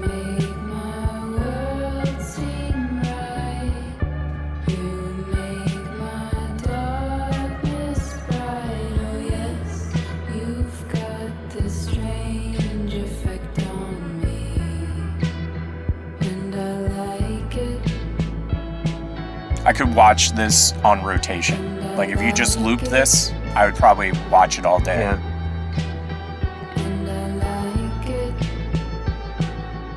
Stupid overlays. So the name of the show is Nine Perfect Strangers. Yes. Okay. And that's what I was going to say. I've seen the trailer to it. So I'm taking you like it, right? The Nine Perfect Strangers is one of the best shows I've watched recently, but it's also difficult to watch. You know how some shows I was you gonna watch. Convince me into watching it because after the show, I'm gonna have time to watch something. And I've seen the trailer, and I'm just like, I don't know if I want to commit or what. So it says two things. I would wait because we're only in like week 5 out of probably 10 weeks altogether. So like if you were to binge watch it right now, you get to a point where you couldn't binge watch anymore, and you have to do week over week over week over week. So that's the first thing that I will say is, so if you're going to jump in, don't do it now. Wait a little bit. Right. As far as like, I want to binge something. Secondly, the first episode is good, but it's what I call a slippery slope. Like the first episode sets stuff up, and then as things go, it gets deeper and deeper into Crazy Town. And you're like, what? Okay. What? And the way everything interacts, it's a lot like that introduction, meaning that it all just sort of like goes like this. It all kind of just melds together. And the reason to watch it, unbelievable actors. Like Melissa McCarthy. I know Nicole Kidman's in there. Nicole Kidman, and it's just star-studded, right? Yeah, those are the two primaries. Yeah. But everybody else on there, with the exception of maybe one or two actors, you're like, oh, I know that person. I've seen him in this. And I know that person. Like some of the younger actors are ones that I'm like, I don't really remember this guy from anybody or from anything. Or same with a couple of the women. I'm like, I don't remember them. But overall, all of the actors and the way everything comes together, it's a lot like that introduction. Okay. And like I said, I can't recommend it for somebody who wants to binge because you can't binge it all. You know what I mean? It's it's a Hulu production, and they're doing week over week. They did 3 weeks in the first release, and that's how we got hooked. I don't think I was hooked after the first episode. So we watched the first episode, then we watched the second episode, and I was like, I'm pretty close to hooked. By the time the third one was over, I'm like, what day is it on again? What day is it on again? Except it's one of those shows that you can't just like wake up in the morning and be like, oh, I'm going to watch this. Or like just in the afternoon, I'm going to watch it. You kind of have to be in the right time frame. It's time zone and mind frame. You know what I mean? Like you got to be in the right spot because it deals with some heavy, heavy stuff. Like heavy. Okay. Like, but really good. Really good. That's a hard one. What would I watch after the show? I'll keep that in mind while we're watching the rest of this nonsense and hooey. Nonsense and hooey. So this is just a statement. I had no idea. Do you know who Buckethead is? Let me get a picture of him up on He's on a the screen. really fantastic guitarist. Correct. And he's one of those guitarists that if you're not really into guitars, you might not really have ever heard of him because there's no band. It's band. Right. There is no Buckethead, like there is a Buckethead band. I shouldn't say it that way, but there is no one single thing that you're like, Buckethead. Now, he was in Guns N' Roses for a little while. I know when you see Buckethead live, it's Buckethead with like a stage full of amps, and he's just playing his guitar. Right, and he has been in other bands too. Like he was in Les Claypool's band, not Primus, but he was in a Les Claypool like pickup band, I guess I should say, where he just picked up a bunch of people. The reason that Buckethead is on the show this week is I had no idea how prolific this guy was. When you and I talk about TikToks, you and I at one point were kind of in a race to see who could make more TikToks faster. You know what I mean? Like we were just making TikToks like every day. Like how many TikToks can we make today? And that made us prolific at making TikToks. We made a crap ton of them. I had no idea. Buckethead has made approximately 415 albums. Wow. I had no idea. I had none either. I was like, I thought that he was just, I knew he was an amazing guitarist, but I didn't know that he had made that many albums. And the reason I found out about it is there's a video, and unfortunately I forgot to grab the video and throw it into the thing. There's a guy that has listened to all 415 albums. Oh my gosh. Yeah, that's how I found that number. And I was just like, now, granted, he does say that there's some caveats on these and things like that. Mm-hmm. And Fitz, who I've talked about on the show before, he used to enter contests, which were Song of the Day contests. You have 1 day to write a song. Go. And that was the contest. And there's a specific style that this guy was talking about for albums like that, where you bring out an album, and then the next day you bring out another album, and then the next day you bring out another album. So you're literally producing a full album every day for like 3 or 4 weeks. And so that's how he got to that number. Now, I will be honest with anybody in the studio audience. Anybody that thinks that you can produce an album in a day has never produced an album. Like, that's the easiest answer from my perspective, because I've produced a lot of music before. Right. Music takes time. And the thing that's the most annoying about music is by the time that you're done with whatever the song is, whatever the album is, most of the times the artists don't ever want to hear it again. Because you've listened to it 1,000 times. Like, because that's all you do all day. You just listen to the song and go, oh, we got to change this. Yep. Gotta listen, change it, listen, change, listen, change, listen, change, listen in the car, listen in the house, listen over here. So, like, by the time you get an album done, you're like, I never need to hear that ever again. Ever. In the history of never. Which brings us to your movies. One tie-in before we leave Buckethead. And you've seen the notes, so I can't really use it with you. But he has bugs in the studio. He has a game tie-in that I needed to talk about. In Guitar Hero on PS2, he has one of the hardest songs on Guitar Hero, and it's called Jordan. And any guess as to what it's about? Jordan. Michael Jordan? It is. He's a huge basketball fan. He also has songs like about Kobe and one about current King of the Hill. Who's the top guy? Are you doing? No, the LeBron James? LeBron James. He has a LeBron James song as well. There's always one guy that everybody in the world knows is the basketball player. Like, I was watching LeBron James practice probably about 3 or 4 years ago, and he started at like the foul line, and he was like swish, and then he took 3 feet back, swish. Took 3 feet back. He's past the 3-point line. Swish. 3 feet back. He's almost at the half court. Swish. At the half court. Swish. He just kept going back. He got all the way to the other freaking line. Swish. Like, that's a level that no regular sane person. And I still find it funny that long time ago, 50s and early 60s, they thought that tall basketball players sucked. All tall basketball players suck because they're lanky and they can't play. Here comes Elgin Baylor and scores like 100 points in a game because he's taller than everybody. Right. And a lot of the rules got created because these tall guys just were literally dunking on everybody else. Yep. So do I need to pull up any of these movies, by the way? No. That you... I don't ever want to see anything about these at all. I will just... And I will go through this in like 2 seconds. I will just pull it up on screen, and so that we have a screen so that people can check it out while you're ranting about it. Okay. So, as you can read, movies I hated that I watched over our break. Number 1, Birds of fucking Prey. I watched hated it. that damn thing. Yeah, I didn't love it. I tried watching it twice, and I got 10 minutes into it and said, I can't do this anymore. I totally get it. I've watched it all the way through, but I didn't love it. No, I couldn't even watch it all the way through. Tom and Jerry. I could not watch Tom and Jerry.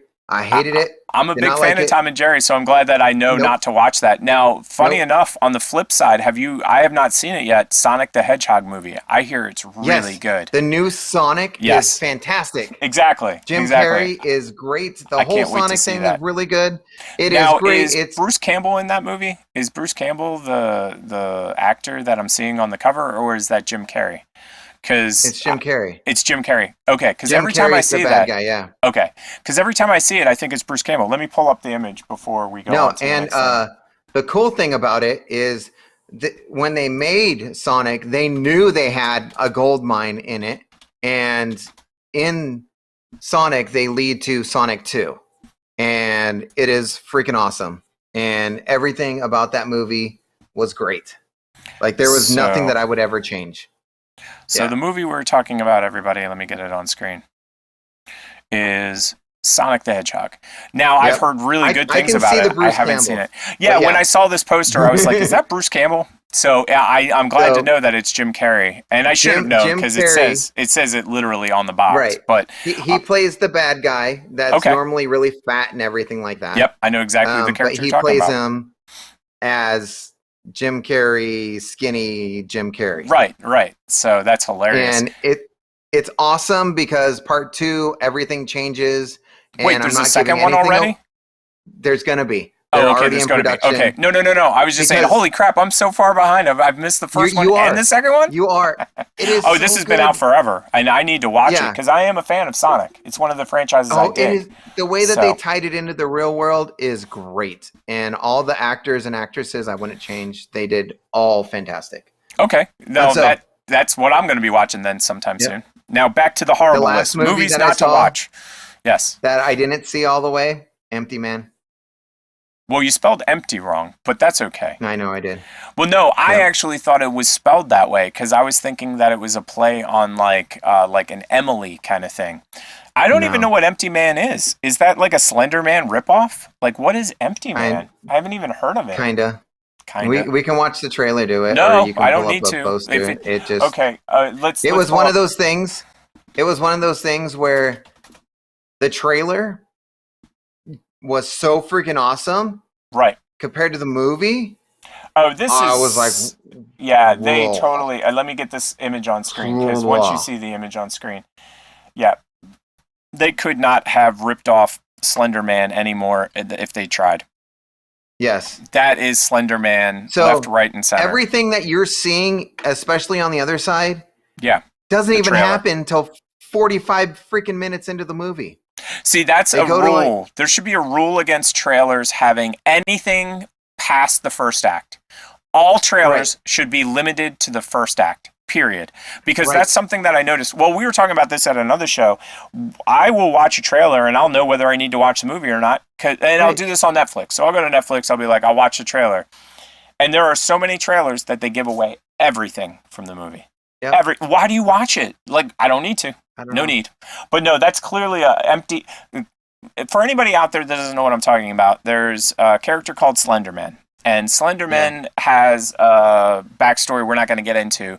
But the big thing that happened in the real world was that there was a girl that killed another girl because Slenderman told her to.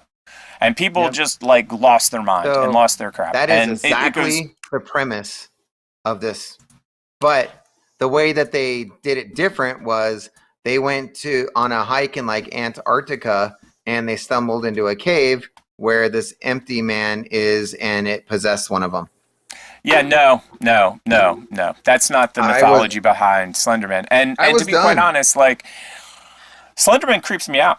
I'll just be honest. Like, and so this is, and you'll see this with every single movie company does this. So when I was a kid, there was a movie about ants. There was a movie about hornets. There was a movie about like mice. Like once something becomes even a marginal success, you just get rip-off versions of it from then on. And it's just a ripoff of a ripoff of a ripoff. Yeah. And then these days, nobody knows how to make a new movie. Now they're just making remakes of existing films. Right. And Spider-Man with Sony is a great example. I don't need to see any more Spider-Man movies from Sony, period. Although I do dig Venom. I will tell you, I do dig Venom. More than I was expecting. Okay, so before we actually play the... No, you were just gonna say what I was gonna do. So what were you gonna do? We're good. Talk about what you have clicked on the notes. Now, before we get into this next trailer, so there's two different ways that I've been thinking about playing this, because I've already watched this trailer clearly, and one of the things I find hilarious is that about this trailer is that the company that put out the trailer, which is Warner Brothers, has less views on its own trailer than 4 other channels, IGN and 3 other trailers. And so in my head, I'm like, oh, okay, they're showing something different than the trailer. No, they literally just repackaged this trailer and put it out. My mind got blown when I saw that and when I heard that. So we're going to watch it, and then we'll have a quick discussion. And this is a carryover from last week, everybody. Last week we said we would be showing you this week, and so now we're not lying. So everybody get ready. Here we go. Thomas, you seem particularly triggered right now. Can you tell me what happened? I've had dreams that weren't just dreams. So much happened right there. Am I crazy? We don't use that word in here. And I love the addition of Neil Patrick Harris to this. Yeah. Best part of Harold and Kumar. Yep.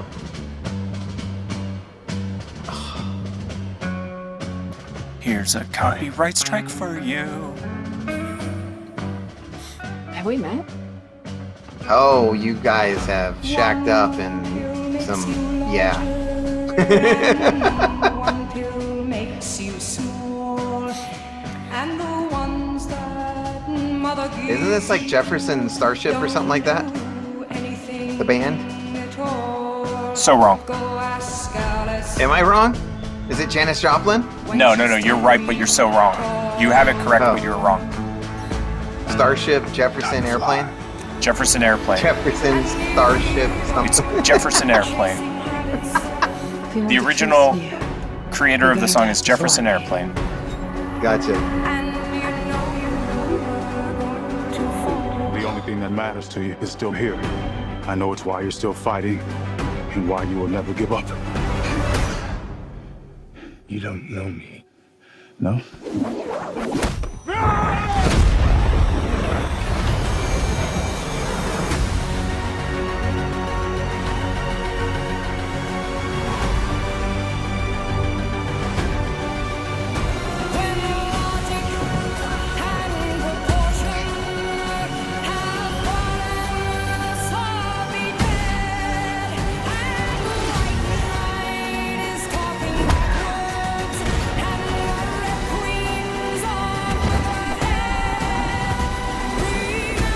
He has some powers.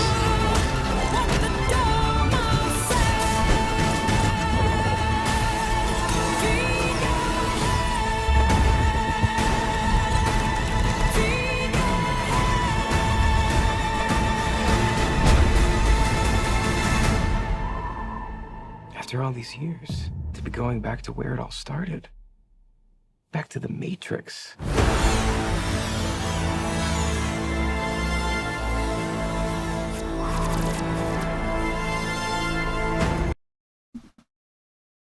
I just want to stop it on the Matrix screen. Where's the Matrix? Where's the Matrix? Right there. So sweet. I've got so many theories on this. I think I could do an entire 20-30 minute video. Yeah, I have some theories too. Yeah, I'll let you go over your theories because mine, I don't want to drag the show down too much. So I think, even though it's a different actor, I think that's a different incarnate of Morpheus. So I think it's Morpheus from a previous timeline. I agree. And it's the Matrix remaking them.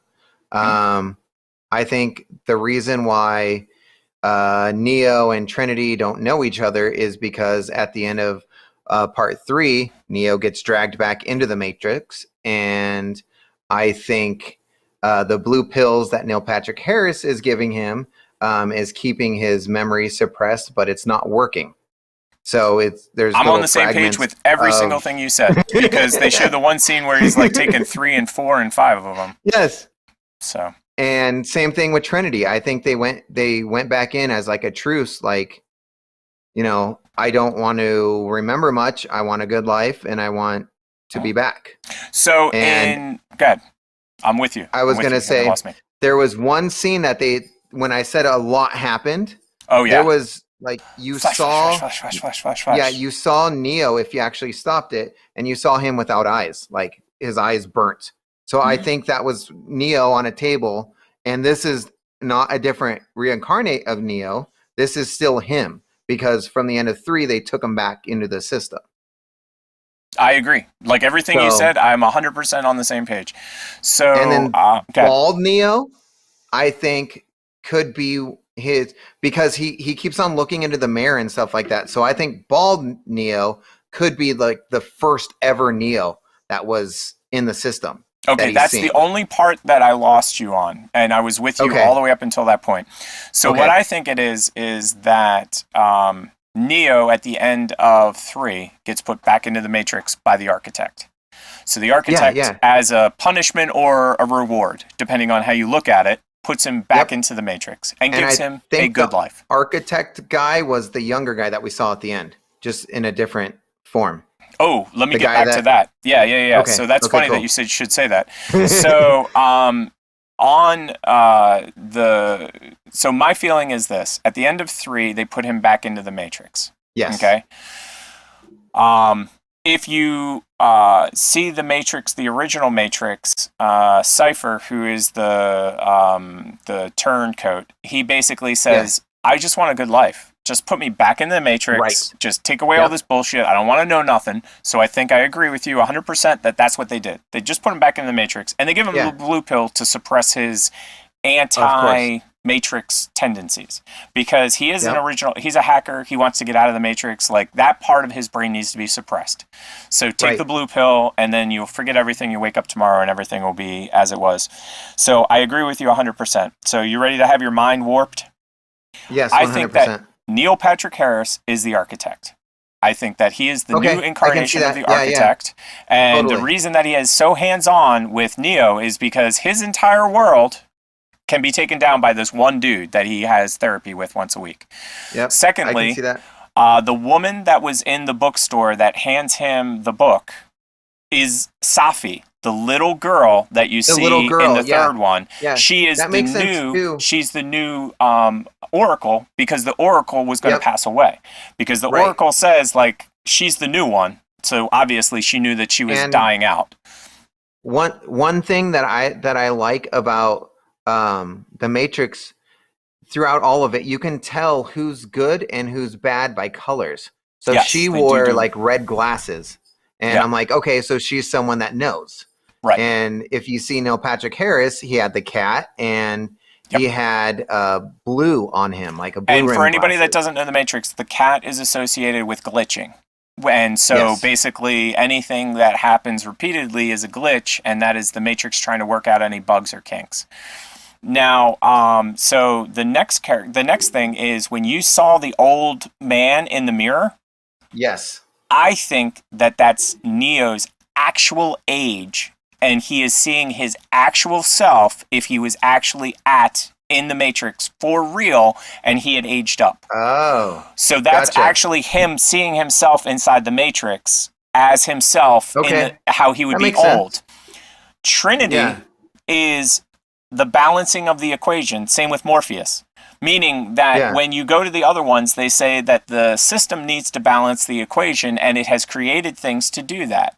Morpheus is one of the things that does that. Trinity is one of the things that does that. So Morpheus and Trinity were going to exist in what would be considered the 6th or 7th generation of this. Neo wasn't supposed to be around for the 6th or 7th generation, because all previous ones, they call them the One, that is the anomaly. The anomaly, the One, they use different names. They're always killed or they are removed from the equation when they reboot the system for the 7th generation. So wait for it.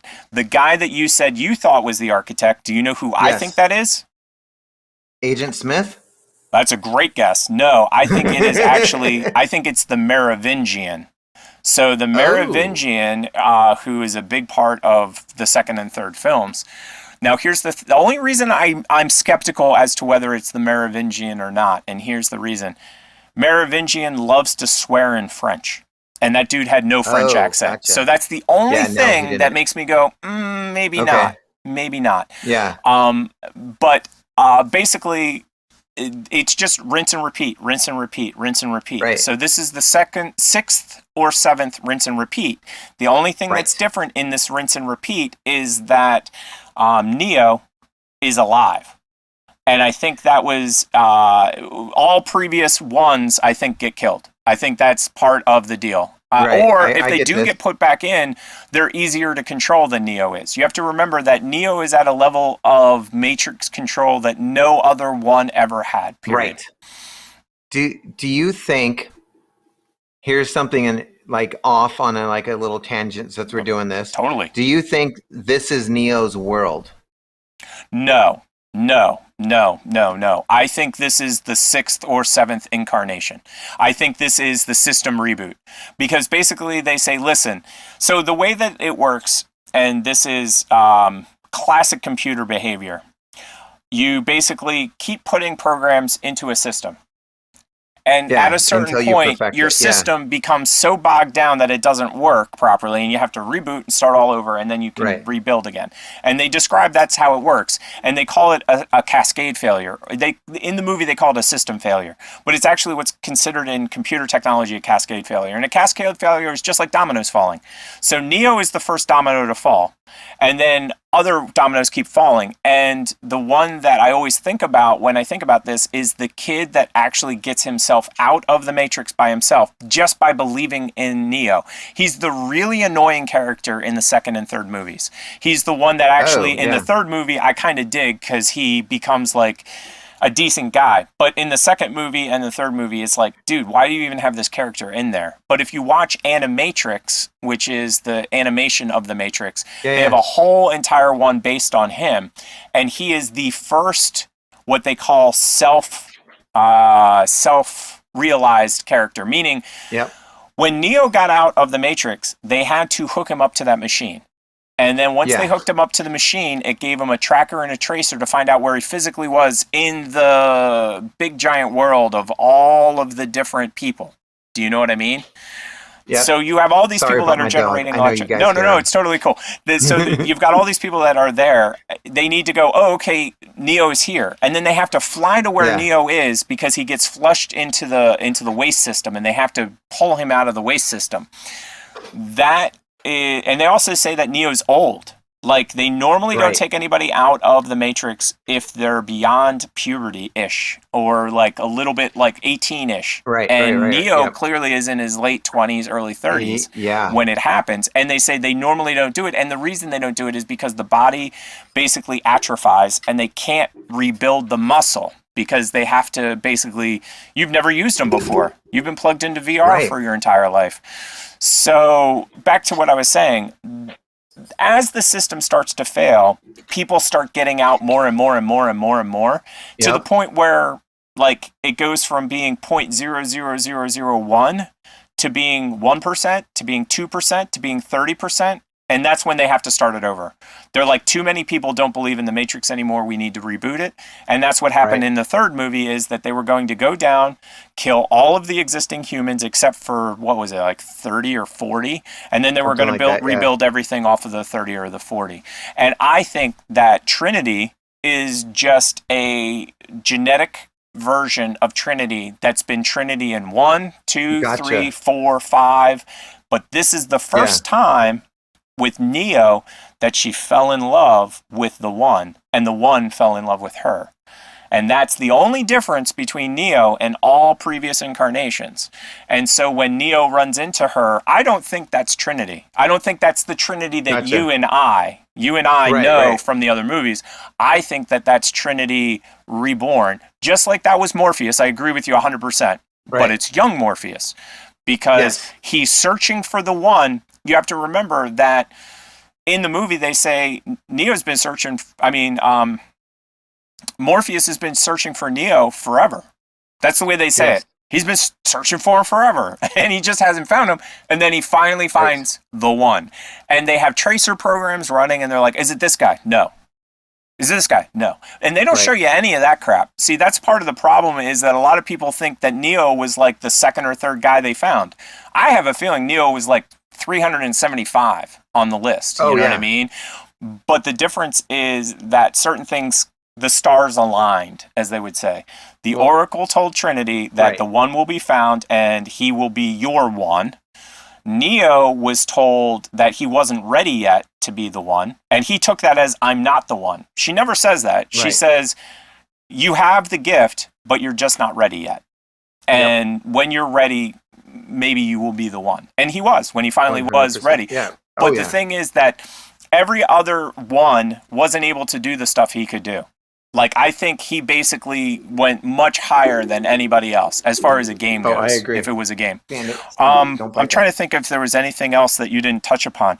Oh, and they the white, when they open the door and there's all that white, that's basically the corridors between places. So somehow they've learned how to use the corridors between places, which they didn't know about in Matrix 1, 2, and it wasn't until 2-ish, 3-ish that they found out about them, and that was from the Keymaster. So those are all my theories on it, and we'll see whether any of them are true when it comes out. And Lana Wachowski's done a great job, in my opinion. Right, and I loved it because they started with calling him Thomas. So it's like... Mr. you're Anderson. in this world. You're in this world, Neo, that we're not wanting you to know that you're in this world. And I have a feeling that he has a regular job. Like, I don't think he's a programmer anymore. I think he might be a retired billionaire. I think they picked a life of luxury that they could kind of guide him and keep him from having anything bad happen. I think 30 to 50 years have passed. Go ahead. Okay. So in one of the scenes, because I've seen pictures, they show younger him in like Matrix 1 or something coming out of. So what about if all that is like, and the movies are like his celebrity and he's an actor? I didn't follow that. Really? You don't think so? No. I didn't follow the theory. Like, I was trying to understand the theory. So he's just an actor? One of the theories is because when that one guy said, I want to be someone important like an actor. Oh, yeah. What about if they did that to Neo? And he's an actor? Okay. Yeah. Totally. And the previous Matrix movies before the reboot are actually playing. So he's like, these are fake. I don't buy into that part. No, you see, I buy into the fact that he's an actor in this movie. And what I find interesting is that you can take the entire John Wick trilogy and actually put it in the Matrix universe. Meaning that if he actually is an actor in this movie, then all of the John Wick films could have been Neo being an actor in John Wick films. Do you know what I mean? Well, like, I was thinking about... Yeah, pretty much. And like the thing is that it's an interesting concept, because if you think about John Wick films, it's an alternative reality anyway. Like, they have an entire world, which is basically what computers do anyway, is create new worlds. You know what I mean? But yeah, no, my feeling is that he's 30 to 50 years older than he was in the third film. This next version of the Matrix is about to collapse. A new one is about to rise up, and it's not going to be Neo, it's going to be somebody else. But I have a feeling that he starts to get the same problems that he had 30 to 50 years earlier, and his brain starts to malfunction, and the blue pills aren't working anymore because it's... That's why he's taken so much of them, Right. And I think it's basically like any computer thing. I think that there's a flag that gets tripped for the one, and he still has that flag. You know what I mean? In the back of his brain, he still has the flag that he is the one. And when the flag gets tripped, there's going to be a second one. And I think there's going to be Neo. I think that there's going to be somebody else named Neo. And I don't know if it's going to be Neo, like he's actually going to use the handle Neo, or if it's going to be somebody else. But they might not have found him yet. Because again, Morpheus is young. Of course. So before, like Morpheus was an old man. Like if we look at the Morpheus they show in this, and then we look at the Morpheus from number 1, I would say there's at least a 20-year gap. At least. Oh, yeah, 100%, yeah. So he's searching for Neo for 20 years. You know what I mean? So the Matrix knows it's going to collapse because it collapses every time. Because they've never built it correctly because they really don't know humans. They don't understand humans. And obviously that's where the Oracle comes in. So those are all our theories. No, put your theories in the comments below. And when the movie comes out, we'll all be proven wrong. You know what I mean? But honestly... We all will. Yeah. Like them. But at the end of the day, I really believe that when he looked in the mirror and he saw the old man, that was his actual age. And most people would guess that that dude was like 70. You know what I mean? Like that dude that you saw in the mirror was him 70.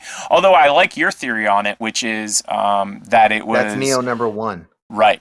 He was seeing back in time, to communicate back to the original one. And that would be interesting too, because they never discuss what happens to the one after the reset. Right. They never do. They just said, your job is to pick, what was it, like 30 of this and 30 of that? Yes. And then we reset it. And so... Because what about if there's that glitch in the system and Neo number 1 is trying to contact Thomas? Right. And that's what's opening up all of his memories of what's going on. The other thing that they use in this as well is they use the mirror from the first movie, almost like a portal between places. So I'm wondering if when they walk into the hallways between places, if they come out of the mirror when they open the door on the other side. Like that's my guess as to how it happens. But I mean, obviously we'll find out when the movie comes out. And what's cool is right away, like in the first sound that you hear, you're like, oh, we're watching a Matrix movie. Like, this is you can just tell. They've done such a good job. Yeah. Like, I think in Matrix 1, the thing that I really loved is like the Rob Zombie song in it. Oh God, yeah. And the way that they kicked it in too was perfect because that's the scene where he gets introduced to the White Rabbit. He gets told on the computer, follow the White Rabbit. He sees the girl with the White Rabbit tattoo, and then a second later, Rob Zombie kicks in, and it kicks in hard, and it's like a. I would love to hear that same song in this movie. Me too. In like a fight scene or something. Oh, me too. And the thing is that I remember when Matrix 2, 3, and the game came out, they basically said that the Matrix trilogy made $1 billion by itself because of that. You know what I mean? And at the time, people were like, holy crap. I mean, these days, it's not a big deal by comparison. There was the Matrix video game.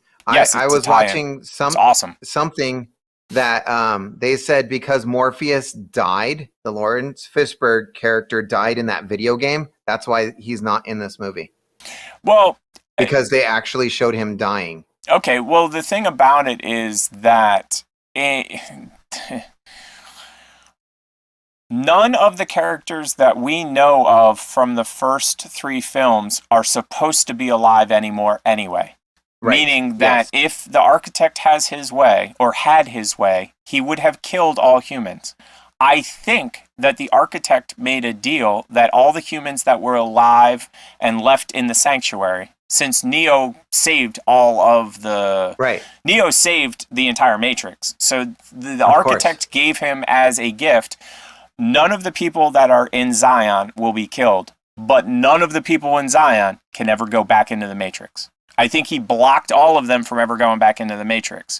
Now, that's an interesting question, whether any of them got back in or not. You know what I mean? Like the kid that I was talking about and stuff like that. Wasn't Neo able to go in without any connections? Like he could just go in at any time? No and yes. That's what made him the one? No and yes. Meaning that he was able to get it. Okay, so at the end of 2... he holds his hands up and he zaps all of the squiddies and they all fall on the ground. He basically becomes his own EMP. In the real world, Like, that's the thing. He pulls his Neo skills out into the real world. He does it.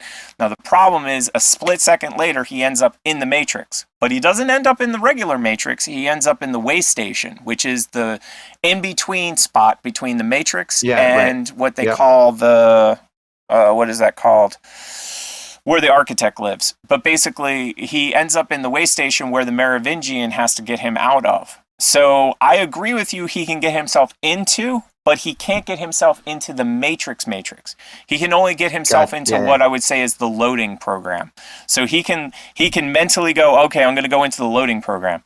And in this Matrix, I 100% believe that he's a battery again. He's totally a battery. Oh, yeah. And my question, though, is if they get him out of being a battery, whether he can survive or not. Because he's going to be 70. Right. I'm guessing he's 70, maybe 80. Yeah. Because that's really... They talk about time between cycles, and I think it's between 50 and 100 years between cycles. So, we'll see. And again, I love The Matrix, so I'll be watching it in spades. And I would love for them somewhere in all this... Yes. Like, they introduce... Like, he dies, and they introduce a new Neo, so they keep this going. Yeah, like, no, I totally am on the exact same page. My only thing is that I am totally in love with Neo. You know what I mean? Like, I just love Neo, the character. And it's weird because for a while, I was not a huge fan of Keanu because, like, I liked Speed. I thought it was good. And I liked Point Break. I thought it was good. But it wasn't like, oh, my God, I got to go see Keanu in Point Break. And then when he became Neo... Like, John Wick came out and said, of course I'm going to watch John Wick. You know what I mean? Right. And there was no thought about it. I think Bill and Ted was my clincher for me being a Keanu fan. But then after that, though, he made a bunch of films. I'm like, I don't really have no skin in this game. Constantine was fantastic. I wasn't a huge fan of Constantine. Yeah, I was going to say, we've talked about that before. Yeah. It was okay to me. You know what I mean? It wasn't. I loved it. Yeah, there were. That could be one of those movies where they're like, if you have to watch a movie every single day, Constantine would be on that list. Yeah, I just loved it. Yeah, I've been watching a lot of Live, Die, Repeat recently because and that brings me to Live, Die, Repeat, Edge of Tomorrow.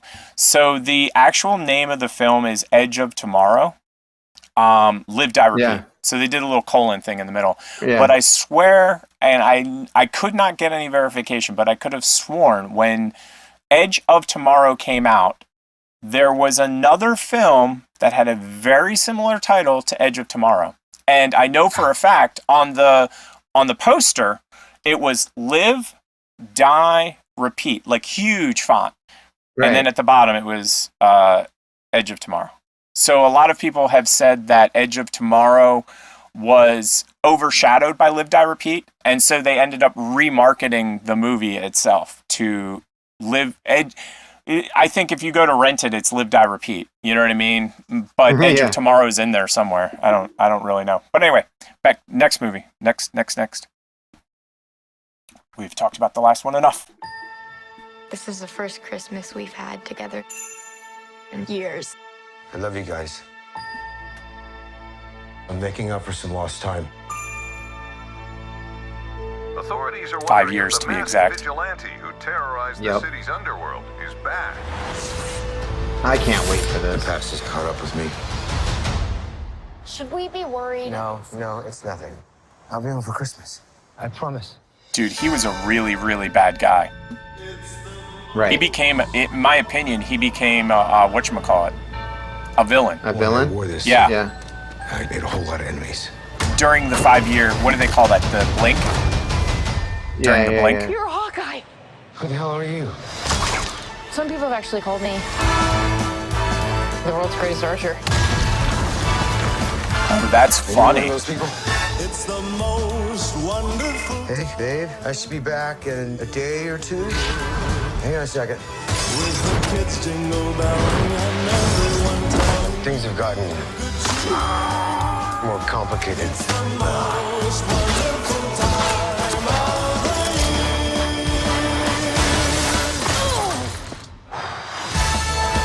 That's hilarious.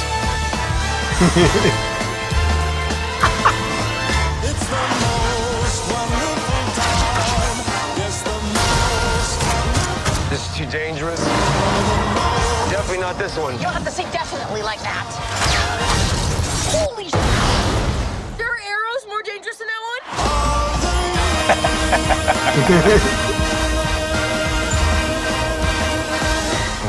It's just some Christmas. That's a little campy there at the end.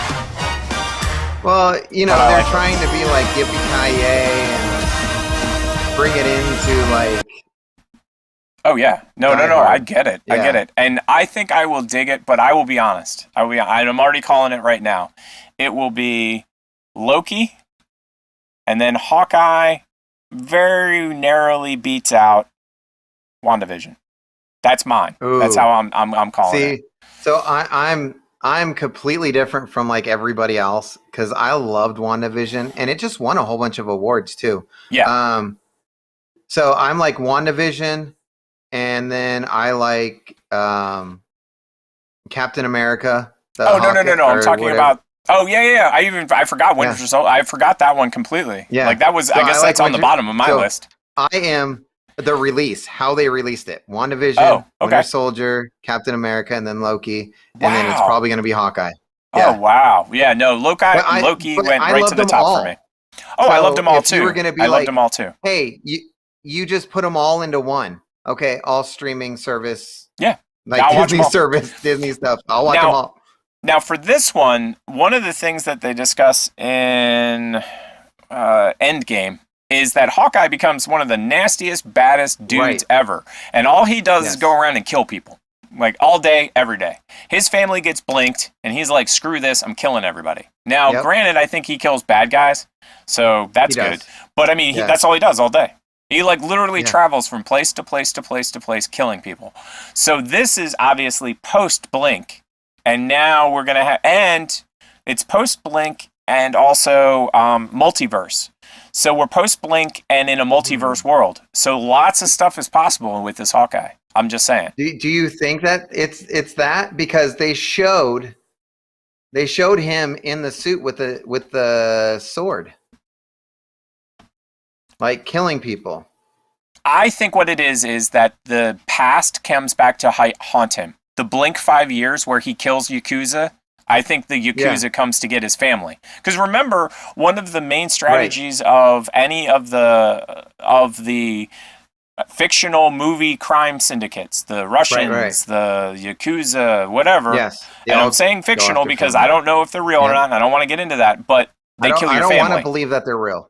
Well, they kill your family. Like, that's their thing. Right. Like, I'm not going to only kill you. I'm going to kill everybody you know, everybody you ever talked to, everybody you ever had beer with. They're all dead. Yep. And so my feeling is this. When the Blink was going on for those 5 years, he was invincible. He had nobody that they could go after. Now the Blink is over. His family's back. He's celebrating the holidays. And all of those people that he has wronged are back. Yep. And they're all like, well, we're going to kill you now.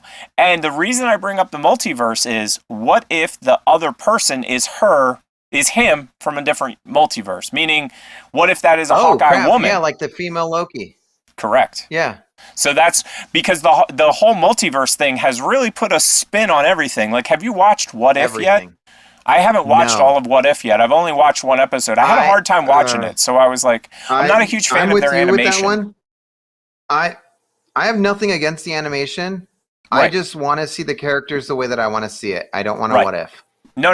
I totally am on the same page. Like, in my head, this is the way it is. Now, I will say, though, that the Loki, WandaVision really didn't do it for me. WandaVision didn't really push me over the edge of the multiverse. It didn't push me over the edge. But the Loki... the multiverse, okay. Yeah. But the Loki one totally pushed me into the multiverse. 100%. Because of the way that they handed all the Lokis. Yeah. Yes. So, that's my theories on what will happen with Hawkeye when we get to that. But you know what? Honestly, every single series... And I have not seen What If, but I'm sure if... it's a mental block with me because they're so ingrained in my head that if there's someone different, it's weird for me. Oh no, I totally get it. I totally and completely get it. I have a problem when they change actors. So and that's the way that is. Guys, I heard Deadpool can never die. Oh, I didn't know. We're talking about dead people? The hell is this really a topic? Okay, we have your dead person of the month. Who the hell died? Well, I actually watched a whole Dead People from August, and you'd be surprised of all the people that passed. There was a bunch, and I was like, what? But the most important one for the show, you're like, what? Yeah, I don't even know. If you tell me Sylvester Stallone died, I'd be like, yeah, well, you know. He is 105. That is to be expected. He is 105. Right? So he's just in the Matrix. Exactly. And that's the thing, you don't ever die, you just get put back in the Matrix. Yeah. And then you come back. So the most important one for us in the show, because it's come up before, is we had another night court passing. Court. Yep. We had another night court passing. Yep. So I'll be honest, like, Night Court is one of those shows, I just didn't expect the amount of people to have passed on that show that have passed. Like, the lead actor, which is the judge, Harry, he passed a while back, you know what I mean? And during the show, I remember it was one of the first times when I was a kid, because I was old enough to watch this when I was a kid. I like Night Court, yeah. Selma died, like the night court clerk. Like, she was on the show, and then she died, and then they had to replace her. And I think that was one of the first times they ever replaced somebody when I was watching a show, like, during the show. Meaning most of the time somebody died, but the show was over. So it really wasn't a thing. But this week, let me see if I can get down to the actors. Has passed. Marky Post has passed. Oh. Aw. Yep. So what's weird about it is I was doing a thing. She died on August 7th. It's almost a month ago. Or 2 months ago. No, a month ago. My math is bad. And we had no idea, because we were talking about the actor that passed from The Wire, like, because it was a big deal, because he was only in his 50s. Yeah. She actually passed away at the age of 70. I think she was 70. So, like, there's a big difference between dying when you're in your 50s and dying when you're in your 70s. Right. You know what I mean? And the reason that I was bringing up Night Court again is I think the only ones that I know of that are still alive are John Larroquette is the only one that I know. Brent Spiner, who played Data. He also played a weird, quirky character on Night Court that was a recurring character that was on there a lot. Let me find him, because you'll be like, I remember that guy. Because I know who Data is. Like, I'm like, yeah, okay.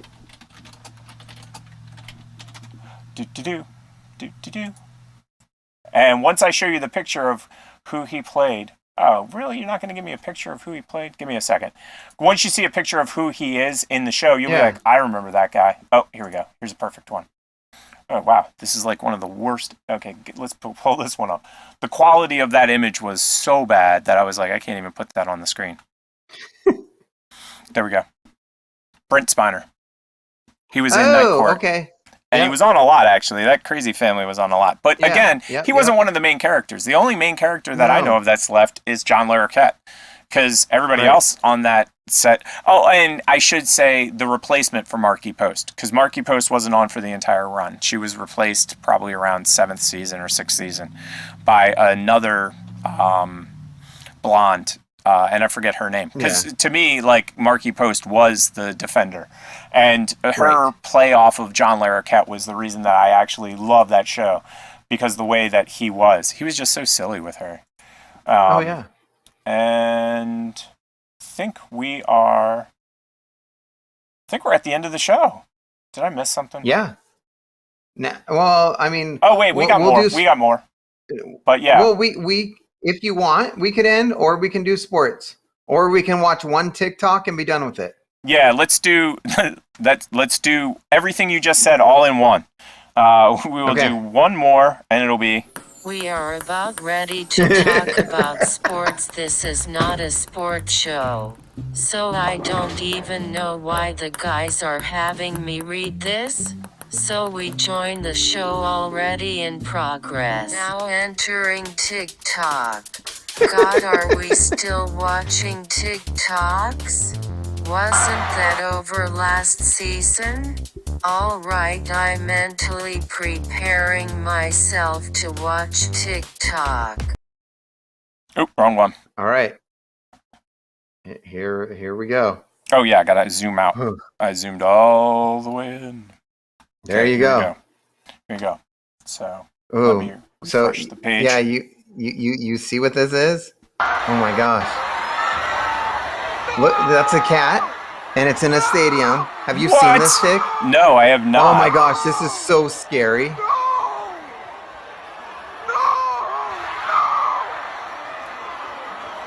That's like bleacher high rise. And yeah, no, that's like a good 150, 200 feet probably. Easy. Like that is No. scary, Somebody get him. scary. Somebody get him. Get him. Save him. Now. No! Did somebody catch him? Please tell me somebody catch him. Yep, they caught him in an American flag. How patriotic is that? Go us! Yeah. Go America. Yes! Oh my gosh. Cat is alright. That's so God. scary, dude. I'm just scared. Like how did that even happen? Like how did a cat even get into a stadium like that? Yeah, well that's my cat. My cat would have done something crazy like that. And it has a collar, so it belonged to someone. Right. Like what did they do? Take it to the stadium with them? I see a light hanging. Yeah. I took my cat to a baseball game because he's way into baseball. Oh. Hanging on by one claw, dude. The whole football game stopped too. Yep. God, I'm just so glad that it got caught and it wasn't really am bad. 100% on the exact same page. Feel good story at the end. No, I have to admit that redeems me on TikTok. Yeah, I have to admit, like TikTok is so easy to watch, like for hours and hours and hours, and the content is so diverse now that it really got a lock on it. And I really don't know how anybody in their right mind thinks that that is going to change. Do you know what I mean? Like, there's no way in my mind that anybody can overtake TikTok. They can only become like TikTok, if that makes any sense. That is funny because there is the like act that's just like TikTok. And I hate that app. If I've tried, I hate that app too. There's another one like Chummer or something like that. I hate that app as well. There's a bunch of like stupid apps that I can't stand. But the thing that I've always dug about TikTok is that it reminds me of being in my bedroom in the 80s, contact juggling. Like, I mean, I used to spend hours with Zeppelin and a videotape. And in fact, I'll have to find one of the videotapes. We get copyright strikes all the time, so who cares? But and that's why I originally was drawn to it, because let's go down the platforms. Facebook, you put up copyrighted music, you're flagged. Instagram, flagged. YouTube, flagged. Trying to think of other big giant ones, but anyone that you take and Twitch. So you put something on Twitch and you play somebody else's music, you're done. You're out of here. Whereas TikTok literally gives you songs. Like, here's a song, super popular, go use it. And I think that is the major difference between it and everybody else. The other companies haven't figured out how to dial it in yet. And that's really the question, is who's making the money off of these songs? Like, if your song, let's say you and I put out a song, and it gets, because a lot of people are doing this, and I'm sure you've heard about it, they only create songs for TikTok now. That's the only reason they're creating a song, is to go on TikTok. That's it. And so where's the money coming from? Like, how are you making money off of that? Now, I know how you make money on Spotify. I know how you make money on like Bandcamp and YouTube. And it's incremental money. You make like 0.0007 cents per play. But when you add up 7,000 million plays, like you get 1 billion plays on 0.0007 cents, that's a living. Like, you can retire. Yes. You know what I mean? 100%. So that's the interesting question, is like, how is TikTok paying out all those licensing fees? Because that's the main reason why you can't use them anywhere else, is because of licensing fees. So I've enjoyed the recorded show. I don't know about you. So Me too. Hopefully everybody else tomorrow will enjoy the recorded shows. If you were watching this live, we weren't. We might have watched it live, but we weren't. We weren't. But that means that they hacked into like our server, and they're watching us live right now. That's creepy. It is possible. I am technically streaming this video that we're watching because I'm watching it on my iPad right now, streaming through my home network. But that's next level. Let's be honest. I mean, that's like level. Mega fan. Mega fan. They like, deserve lots of pips. Pips. Tons of pips. Speaking of which, we didn't do comment of the week. Stupid us. Stupid me. Well, so I got it. I got it. Post. We're in the last 7 seconds of the game, and I'm going to do this. Okay. Fruit Labs. First of all, we have to find ourselves. It's always the fun part. Because I do dig the fact that we're on that front page. I will be honest. Yeah. Let's see. Nope. Are we on suggested players anymore? Oh, suggested players. Like before that, where they have. Oh, these guys. Yeah, like Spotlight. those pictures. No, I don't see us up there. I don't see us on recommended players. What? Oh, wow. We're bumped. We're not as important anymore, which makes sense. There's you. Wait. Go up. Oh, there I am. Holy crap. You were right. I'm totally on the front page. And this is me with my new setup that caused us all the problems today. That's even funnier. So that's too funny. Let's type our name in then and do it the old way. What? So There's yesterday. no way that we don't have a video up there that is. Oh, I see one under laughs. League of Legends. Under laughs. League of Legends.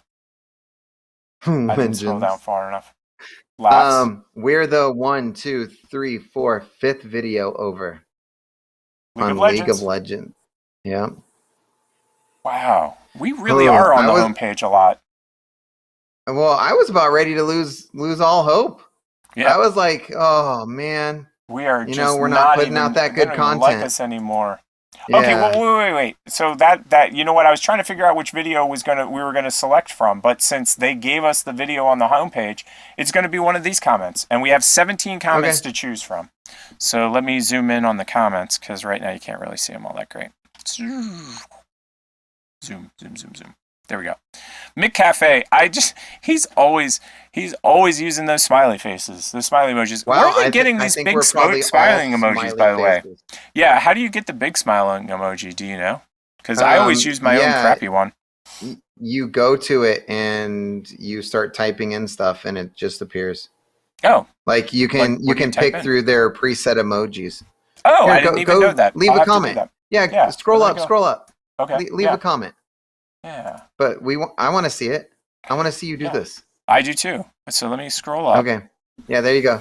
Go to add comment right there. Add new comment. Okay, so what do I type in? So there should be something on a side. Oh, I see on the right side. Emoji. Yeah. Emoji. It's over here. Emoji. There you go. And then you got a bunch of them. And look at all those. Look at them all. You got cats. But you see, that one's tiny. Like, okay, let me hit submit. I just want to see how this shows up. Here, let me show you what it looks like over here.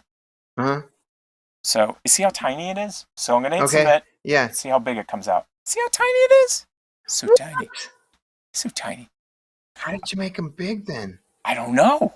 That's why I'm confused. So, but Mick Cafe, he's been watching our show for a bit.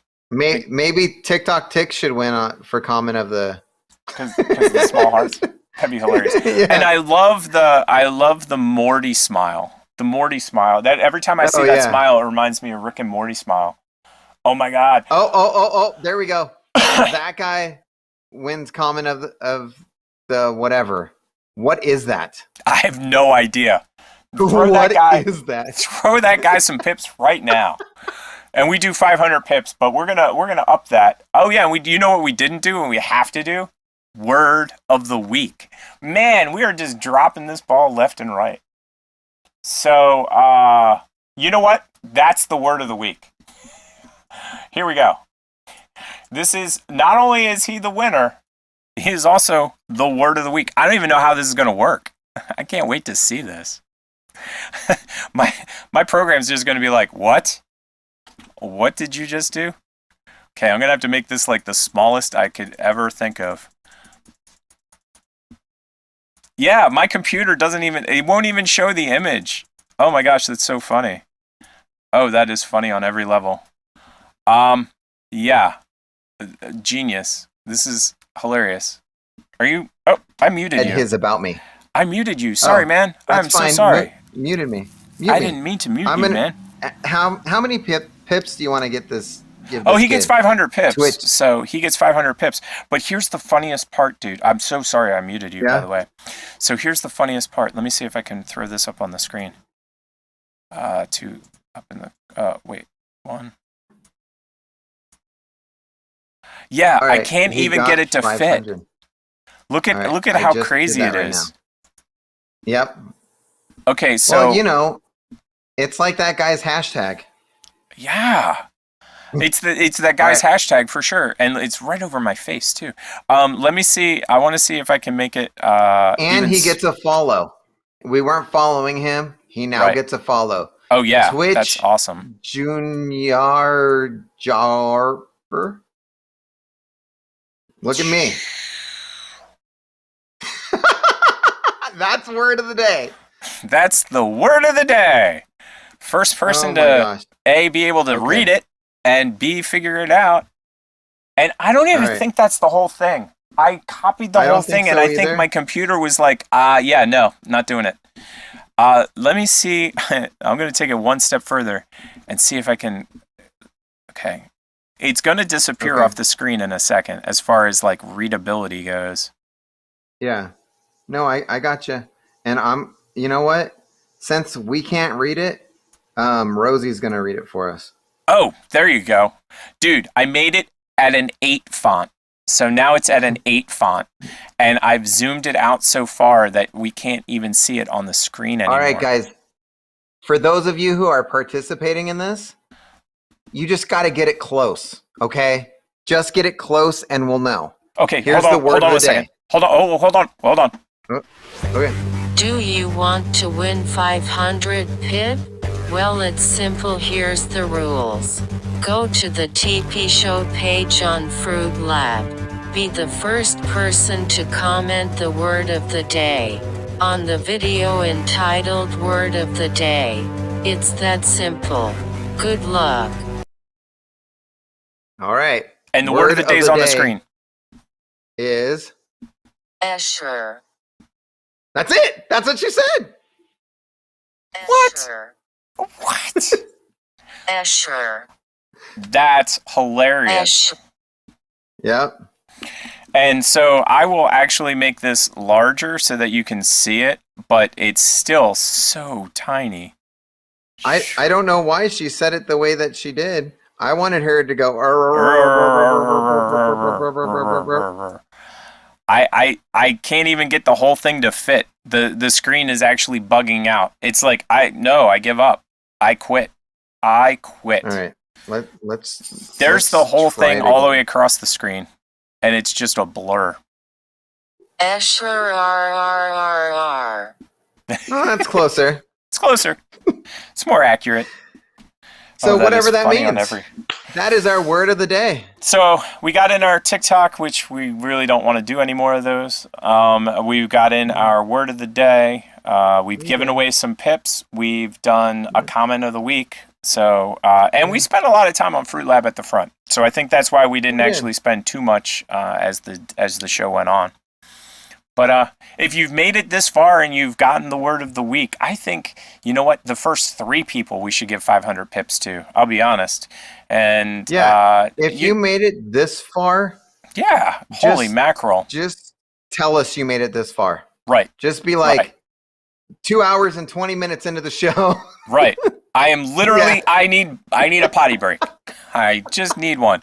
I think we're actually almost at 3 hours at this point. Like, that's crazy talk. Oh my god. Yeah, so what you a know show. what? We're gonna have content for the next like 2 to 3 weeks. Oh, easily. From this one show. Easily.